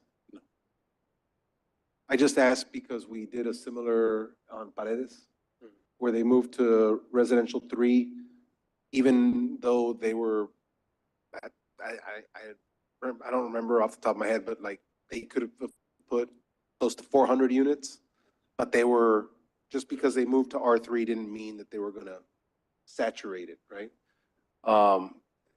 But again, so no plans. We have no idea Right, there's how no many formal units or plans what yet. they plan to do with the 2.7 acres. Correct. It would have definitely been helpful if we had plans to see. I think that would help us more or less because we don't know what we're going to be approving or denying by not having plans. So a follow-up question on that. If I know this went through P and Z and they approved it, do we not require plans to be? For zoning cases, it's not required to submit plans, just to be developer friendly, not put a burden on the property owner basically to spend money on plans and have the uncertainty of whether or not they're going to be approved. Thank you. Yeah, I'd be inclined to, once the public hearing's conducted, I'd be inclined to motion to table until we see designs. Because we want to make sure that this is not going to be detrimental to the area. Martin, how wide is it? If I remember correctly, it's 160. 160? Right. I believe so. Thank you. Any other questions or comments from the commission? One last question. I know that that building next to it is an event hall. Does that hinder it in any sort? Excuse me? That building next to it is an event hall. Yes. Does that hinder it in any way of them constructing residential? Can you repeat the last portion of the question? With the party hall next door, would that be a problem for them to build what they're doing? No, no. The party hall does not affect let's say, this development. What would affect is the residential single family. Thank you for clarifying. All right, this is a public hearing. If there's anyone here that wishes to address the commission on this item, please step forward and state your name. Right behind you, Martin. Good afternoon, Mr. Mayor and ladies and gentlemen of the commission. First of all, thank you all for your public service, and I want to, before anything, congratulate all your staff on that you have. You're very professional in all my dealings that I've had with the city. I'm here to answer any questions. Here to answer any questions that you may have on the Can property. you state your name for the record, please? I'm sorry, my name is Joe De La Fuente. Thank you. Yes, sir. I'm here to answer any questions that the commission may have. I'd like to tell you a little bit about the property. If I'm not limited to 3 minutes being the owner, I'm not sure how that works. If I am, let me know so I can speed No, it up. you don't have, Okay. you have So as much time as purchased you this property a few weeks ago, 8 weeks ago, a month and a half or two ago. I just recently purchased it. It's a property that is in sad shape. It's been abandoned. It's a foreclosure property. It's been abandoned for 2 to 3 years. So in the meantime, that is why this condition has gone down. The previous owner, it went through ownership 2 or 3 times, and tenants started to just move out, and then homeless started living there, and the kids down the block started knocking down the windows and everything. It's a out-of-town bank that sold it to me. I was aware that I'm the owner of the property. I'll be the developer as well. I'm aware that the property was not in compliance, so I took it on as a challenge anyway, knowing that I would follow the proper procedures to get it in compliance. The intention there is to renew or to rehab all the units, and they are rehabable. The word earlier was mentioned that they're in sad shape, or they're not. They've got life in them still. And a lot of them are cinder blocks, so they could be brought back to life. I've got a couple of dilemmas here. What we're here today is to change the zoning from, I guess it was just certain residential to another, to allow it to be legal to have more than a couple of units. So that's the purpose of today, and I would appreciate all the consideration here by the commission to approve that, because that's the step one to move forward. I've been dealing with the city here. My next dilemma for this property is that I've got to survey the property according to the rules, how they stand. I attempted the process of the determination certificate. This property went through ownership in 74, a couple of times after 74, but the rules that you have on the books right now, if I'm not mistaken, I can be corrected by Mr. Vega, is 1971. It used to be 94, the rules, and that recently, I'm not sure how recent it was, but it was taken back to 1971. So any transaction that happened after 71 would have to go through a determination certificate, and if not approved, I'd have to go through a subdividing process.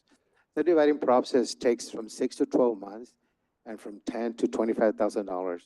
I am not sure that this would be the right time to mention for consideration on that, but again, the rules were changed as far as the determination certificate year. It was changed once again from 94 back to 71. This last change that we're talking about was in 74, so it was missed by a few years. I am in a hurry to get it up and running. I've applied for permits. They've been denied because I'm not in compliance at this time. So by this procedure not going forward, the way I understand it is that until I survey the property. Again, could take me 6 months at minimum, maybe 12 months, maybe longer. I'm not able to apply for permits. So what they're forcing me to do, what I'm forced to do, it's not them, but is to just sit on the investment and sit on the property. And I am trying to protect it as much as I can. It's not insurable, so I'm trying to protect it as much as I can. But as much as I put it up, as much as the kids come and knock things down and get in, and vandals and drug users, etc. So my intention is not to develop the whole 2.5 acres. My intention is rehab the 20. There's 8 buildings on there, a total of 20 units. For now, I've got the money, I've got the intention, I've got the energy. Rehab them all. Start from the forward back to have a good appearance on the main street there, Morningside. And work my way to the back. I am located right in front of a school. Might be close at this time. Then I'm by McDonald's, so the traffic is there, potential is there. I've got in mind in the future a little a food truck, little park, something attractive, some to revive the area. As far as the neighbors, we had a neighbor that was upset. He's the only one that showed up. He claims he had 20 signatures against this project. He didn't show a single one. He came in the last minute to the meeting. He didn't provide any evidence. He's upset. He's encroaching the back part. It can be appreciated in the pictures here, but back in the back before that curve, encroaching a good 20 to 40 feet into my property. So when that was brought up between me and the surveyor, he was not happy about it. So that's why he's upset. My plan is to put up a wall as soon as I can, privacy, but also security for my property. So those are my plans. If I can answer any questions, I'll be glad to do so. Thank you, sir. Joe, and I'm sorry, Mr. De La Fuente, I've known Joe for several years, so, and it gives me confidence to see that you're the new owner of the property because I know your reputation. Thank you, sir. What would you say the average rent is going to be and what square footage unit that you would have on the property? The majority of them are 2 bedrooms with 1 bath. So I'm averaging $800 a month on each one. Okay, and how many square feet is that? Approximately? 600. Okay. And yes, Mr. Alonso, we're friends for a long time and we've known each other. For the record, Joe De La Fuente, I'm a real estate broker here with RE/MAX Sun Valley Realtors for more than 25 years. So I'm familiar with the area. I'm familiar with the projects. I haven't developed, but I've remodeled and flipped homes plenty of time. I know the value in reselling, and I understand what the neighbors want to see there. They want to see something pretty, they want to see, and that's what I'm going to deliver, nothing less. And I do have the budget to do that. I do have one more question for you. So the back properties next to the homes, how far are those from the back? If we look at the picture, then you see a little red diamond. That's the closest one, but that one has a good 10 feet to the wall, and then that neighbor has a good 15, 20 feet to the back. Okay, my question is because if this goes through and you start building, you have to build 40 feet away from that fence. How is that going to look when you do that? Have you considered that? I would not, and I was not aware of that. I would not new build. It would be what's there. I hope it would be grandfathered because again, they're good buildings. They're cinder block. They're sitting on concrete in the back. It wouldn't be new build for now. No, I understand that, but if you were to build a new one on that empty lot to the left, yes, towards the McDonald's, I guess, you would have to come off 40 feet. Am I right, Martin? You would have to come off 40 feet from that fence. There's plenty of room, but again, I don't plan to grow more buildings there. Not at the moment, at least. Sir? Not at the moment, you don't plan to, and you do understand that if you would have to come 40 feet from follow those rules, yes, and I think I do have enough room there in the back if I did, there to the back as we go to the canal to the back. And at the front, there's plenty of room, and I'm not sure what I would do there, but I do have the 40 feet if I needed to. I don't have plans yet. I haven't gotten that far because I'm dealing with the survey part of it right now, but I would deal with that when it comes, and I would respect that. I mean, I just want to make sure that you understand what you're getting into there. There has to be a fence built. Well, the fence, does that have to be built when he gets his permit to build? To fix it? And he would have to build that fence in the back? Is that correct or is that not correct? Mr. De La Fuente, have you been told anything from that?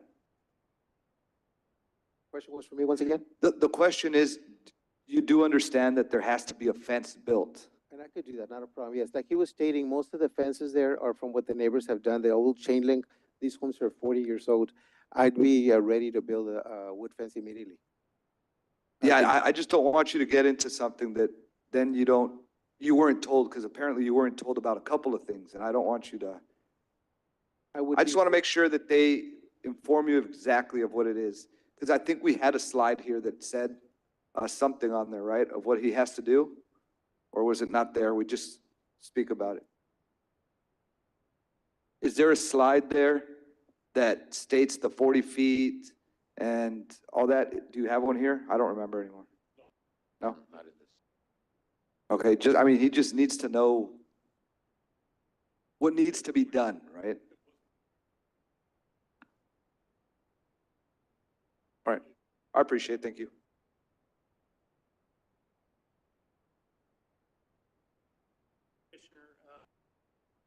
We'll meet with the applicant.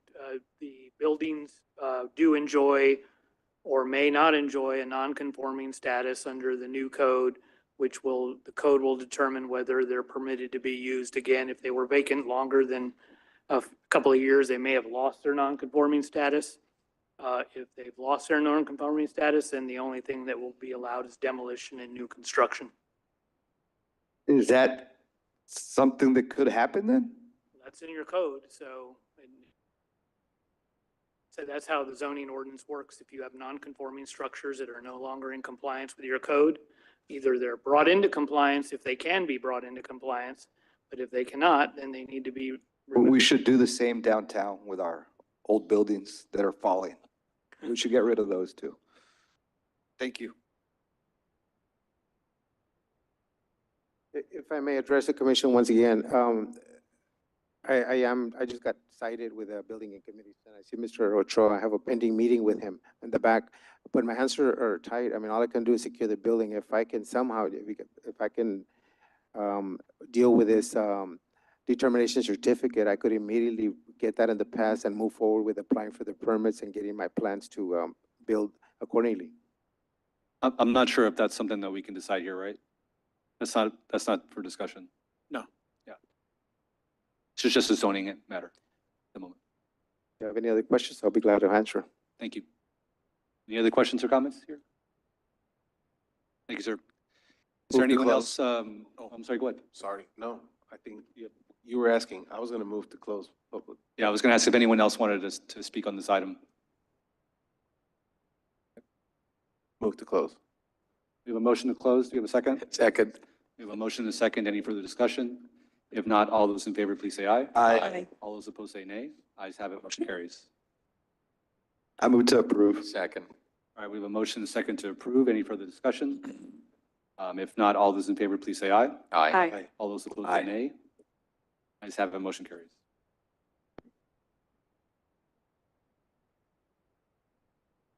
Public hearing number 8. Public hearing and action on first reading on ordinance number 235-2024-034 to rezone from Regional Center RC to Light Industrial LI to allow a vehicle import-export facility for Lot 3, Block 1, AA Brownsville LTD, subdivision Cameron County, Texas, located at 13 Sample Boulevard, Brownsville, Texas, 78520, as shown in Exhibit A, District 1, Planning and Redevelopment Department. This request is to rezone from regional center to light industrial. The proposed use is a vehicle import and export facility. This property is fronting San Pro Boulevard. The 200-foot buffer map, there were 47 mailouts and 0 written opposition. This is a zoning map. What predominates along San Pro is regional center. There is traditional neighborhood to the northwest. And the yellow polygons representing the proposed, or the subject property proposing the zoning change. Similar to the other zoning case, this will also be subject to residential adjacency requirements because it is directly abutting the single-family subdivision to the north. So again, 40 feet, the buffer, fence. Correct. And PMC did recommend the approval to rezone from regional center to light industrial.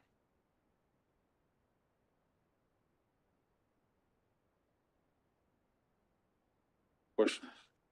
I don't have a question. I guess I just want to express my thought on this is I know as a city, we're looking at, we've got a downtown TERS and we're talking about expanding another TERS and overlapping with the county and working with the county on theirs because of what the vision is for this area. And while I understand light industrial in this area 15 years ago was great, that was the direction it was headed. I don't think it's headed that direction anymore. And I just want to make sure it may be a few years before those other plans come to fruition. But if they're going to start moving in the right direction, I want to make sure this property owner understands it. Don't invest to build something that's going to be obsolete and out of place in 4 years, 5 years. I want them to go into this knowing that that's what the future looks like and they should plan accordingly. I think that's a good point. Any other questions or comments? All right, this is a public hearing. If there's anyone here that wishes to address the commission on this item, please step forward. I'll entertain a motion to close public hearing. So moved. We have a motion. Do we have a second? Second. We have a motion and a second. Any further discussion? If not, all those in favor, please say aye. Aye. All those opposed say nay. Ayes have it, motion carries. I move to approve. Second. All right, we have a motion and a second to approve. Any further discussion?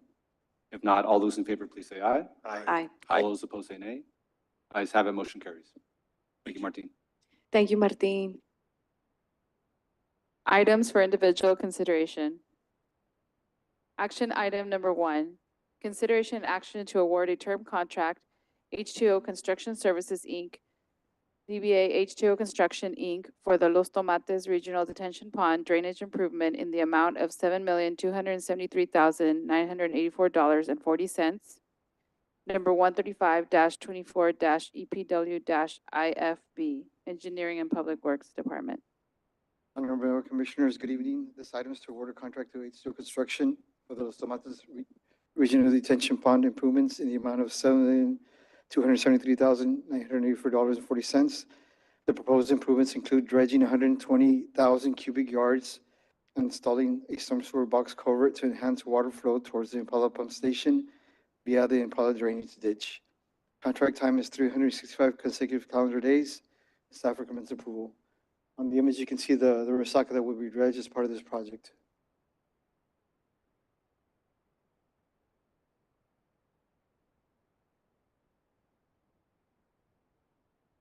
Questions? Just to confirm that the applicant meets all the bidding or the bonding requirements for this project? Yes. I'll move to approve. All right.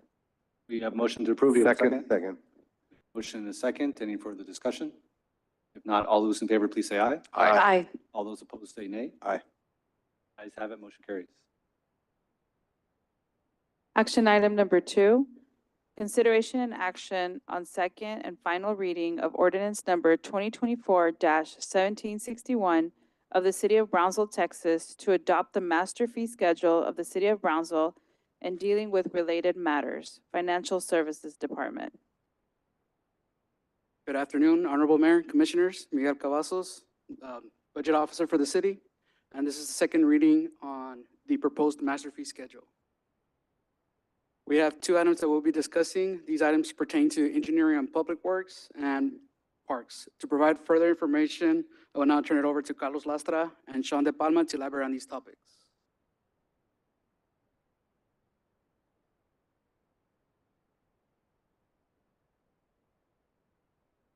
Good evening, Honorable Commissioners. As we previously mentioned, these are the fees that we're proposing. It's $250 for each of these items: grease traps, canopies, balconies, signs, buildings, fences, sprinkler irrigation system, private sewer lines, private electrical lines, and private water lines. Also, the new footage for the fiber will be, or any telecommunications probably will be $250 as well. Any questions? Not on those specifically.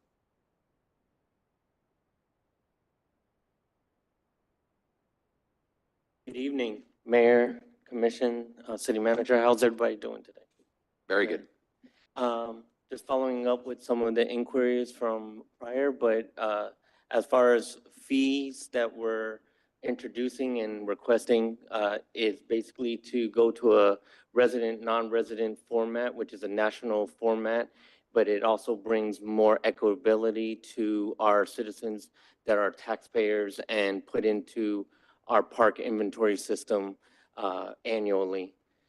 And I'm not sure if there's a specific question, but we did lay it out so that specifically when it comes to fields, sports fields, we showed some pricing of what it is to rent a field, and then and that's the current fee, and then what it would be with the the resident rate, which would be that same format that we spoke about a minute ago, with the resident, non-resident format.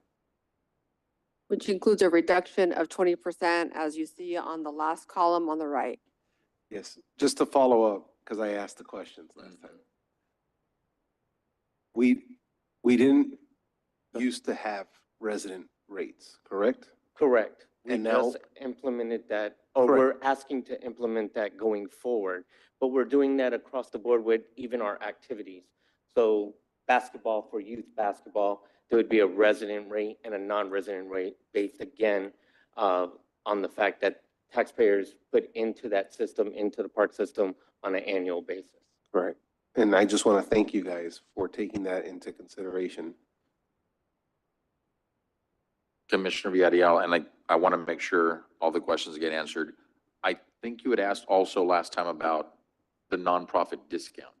I did. I've been in contact with them. Go ahead and share with the. But yeah, I'd like to know what the nonprofit. answer to Yeah, that is. I did follow up. That's with- on one of the slides, but the profit and nonprofit, we do have a setting for nonprofit, and that's built into the event center to all of our activities and as far as rentals for our facilities and our public spaces. The one facility that we also added was the sports park as well. And what's the number?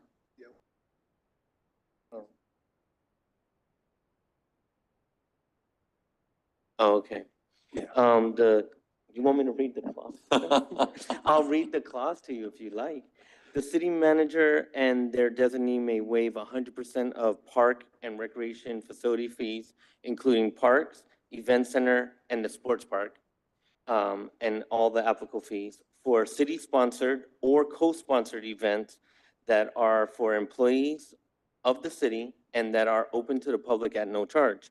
The city manager or her designee may reduce park and recreation fees by 25% for nonprofits if the use is found to serve public purposes and sufficient safeguards in place to ensure the public purpose is achieved. For all other parks and recreation, facility fees may be reduced by 50% if the use is found to serve a public purpose and sufficient safeguards in place to ensure the public purpose is achieved.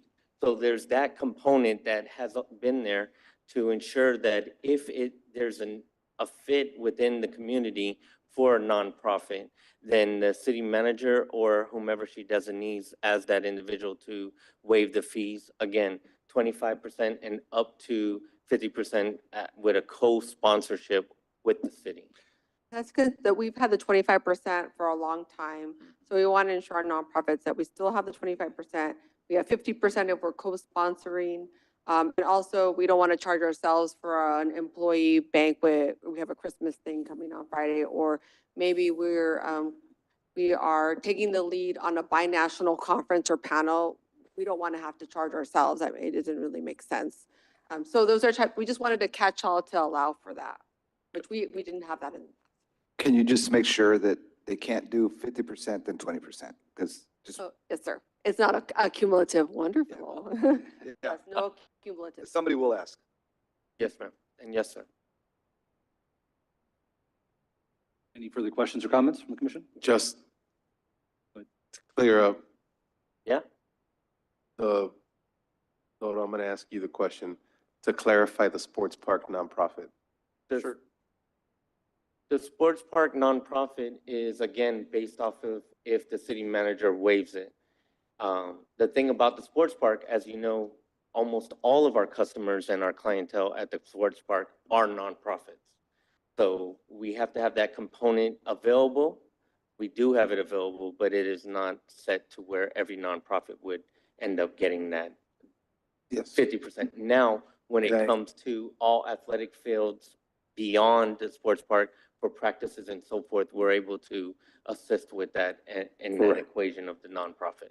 And I just want to add that the reasoning for that, and I'm with you, Yes, sir. is because it's a revenue generating park that if we don't collect fees for, right, we can't upkeep it and we cannot keep it to the standards that we want as a city, correct? Yes, you're That's correct. what- The sports park is an enterprise fund, and Correct. it is designed to be reciprocal in its revenue, Yes. and that's why And I think that that's valuable just for people who are watching to understand that that is why the sports park has always been different than the other parks. I can come out here and rent a field in Antonio Gonzalez, at Morningside, anywhere else. It's different in the sports park because it's a completely different entity that's supposed to be self-generating revenue, that you reinvest the dollars back into it so that we can keep it up to the standards that we want as a city.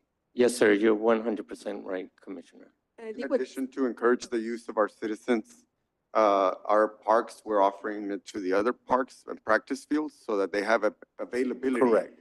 for other city parks around the city that can be Yes. utilized for. And they use. can use that, correct. And but at the sports park, we still give people a resident reduced rate, correct? Correct. Correct, yes, sir. And that's just for the record, right? I just wanted to be, that we're clear on all of those things, but thank you all so much for that.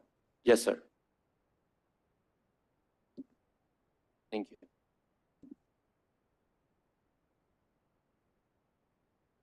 I'll move to approve.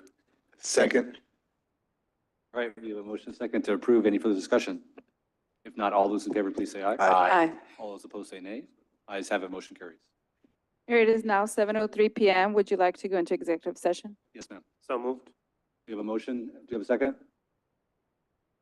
Do you have a second? Anyone? We have a motion and a second. Any further discussion?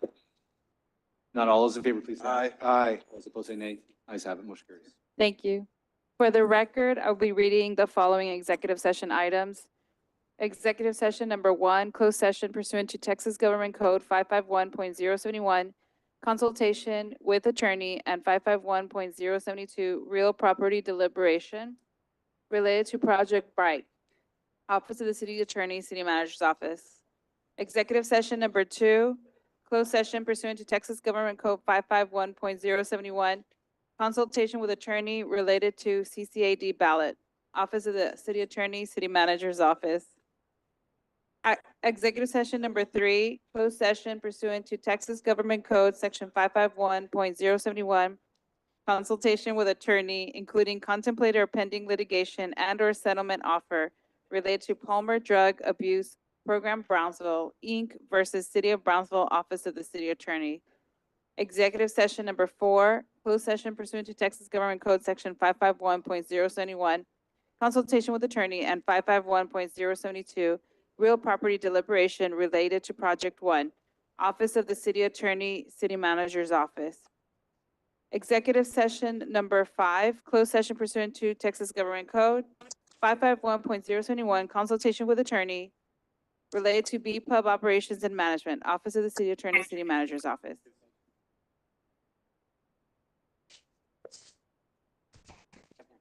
I knew it. Come on, it's a gas station from Miami.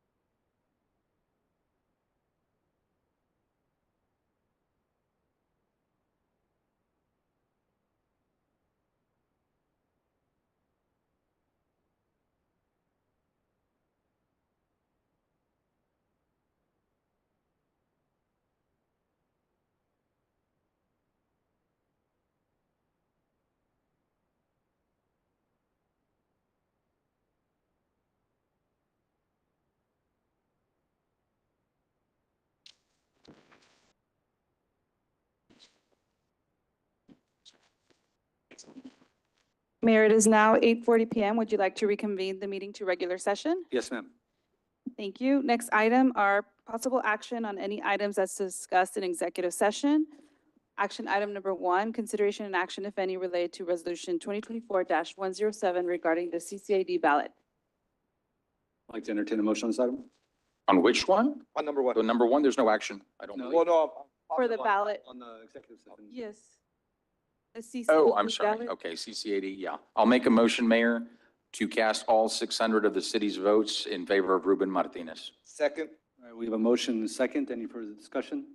If not, all those in favor, please say aye. Aye. All those opposed say nay. Ayes have it, motion carried. Thank you. Action item number 2, consideration and action, if any, related to Palmer Drug Abuse Program, Inc. versus City of Brownsville. Do we need a motion here? Yeah, this was just motion to proceed as discussed in executive session. Yeah, I'll move to proceed as discussion in executive session. Second. We have a motion and a second. Any further discussion? If not, all those in favor, please say aye. Aye. All those opposed say nay. Ayes have it, motion carries. Move to adjourn. Second. We have a motion to adjourn. We have a second. Second. We have a motion and a second. Any further discussion? If not, all those in favor, please say aye. All those opposed say nay. Ayes have it. Meeting adjourned, everyone. Thank you. Thank you. It is now 8:41 PM. Meeting has ended.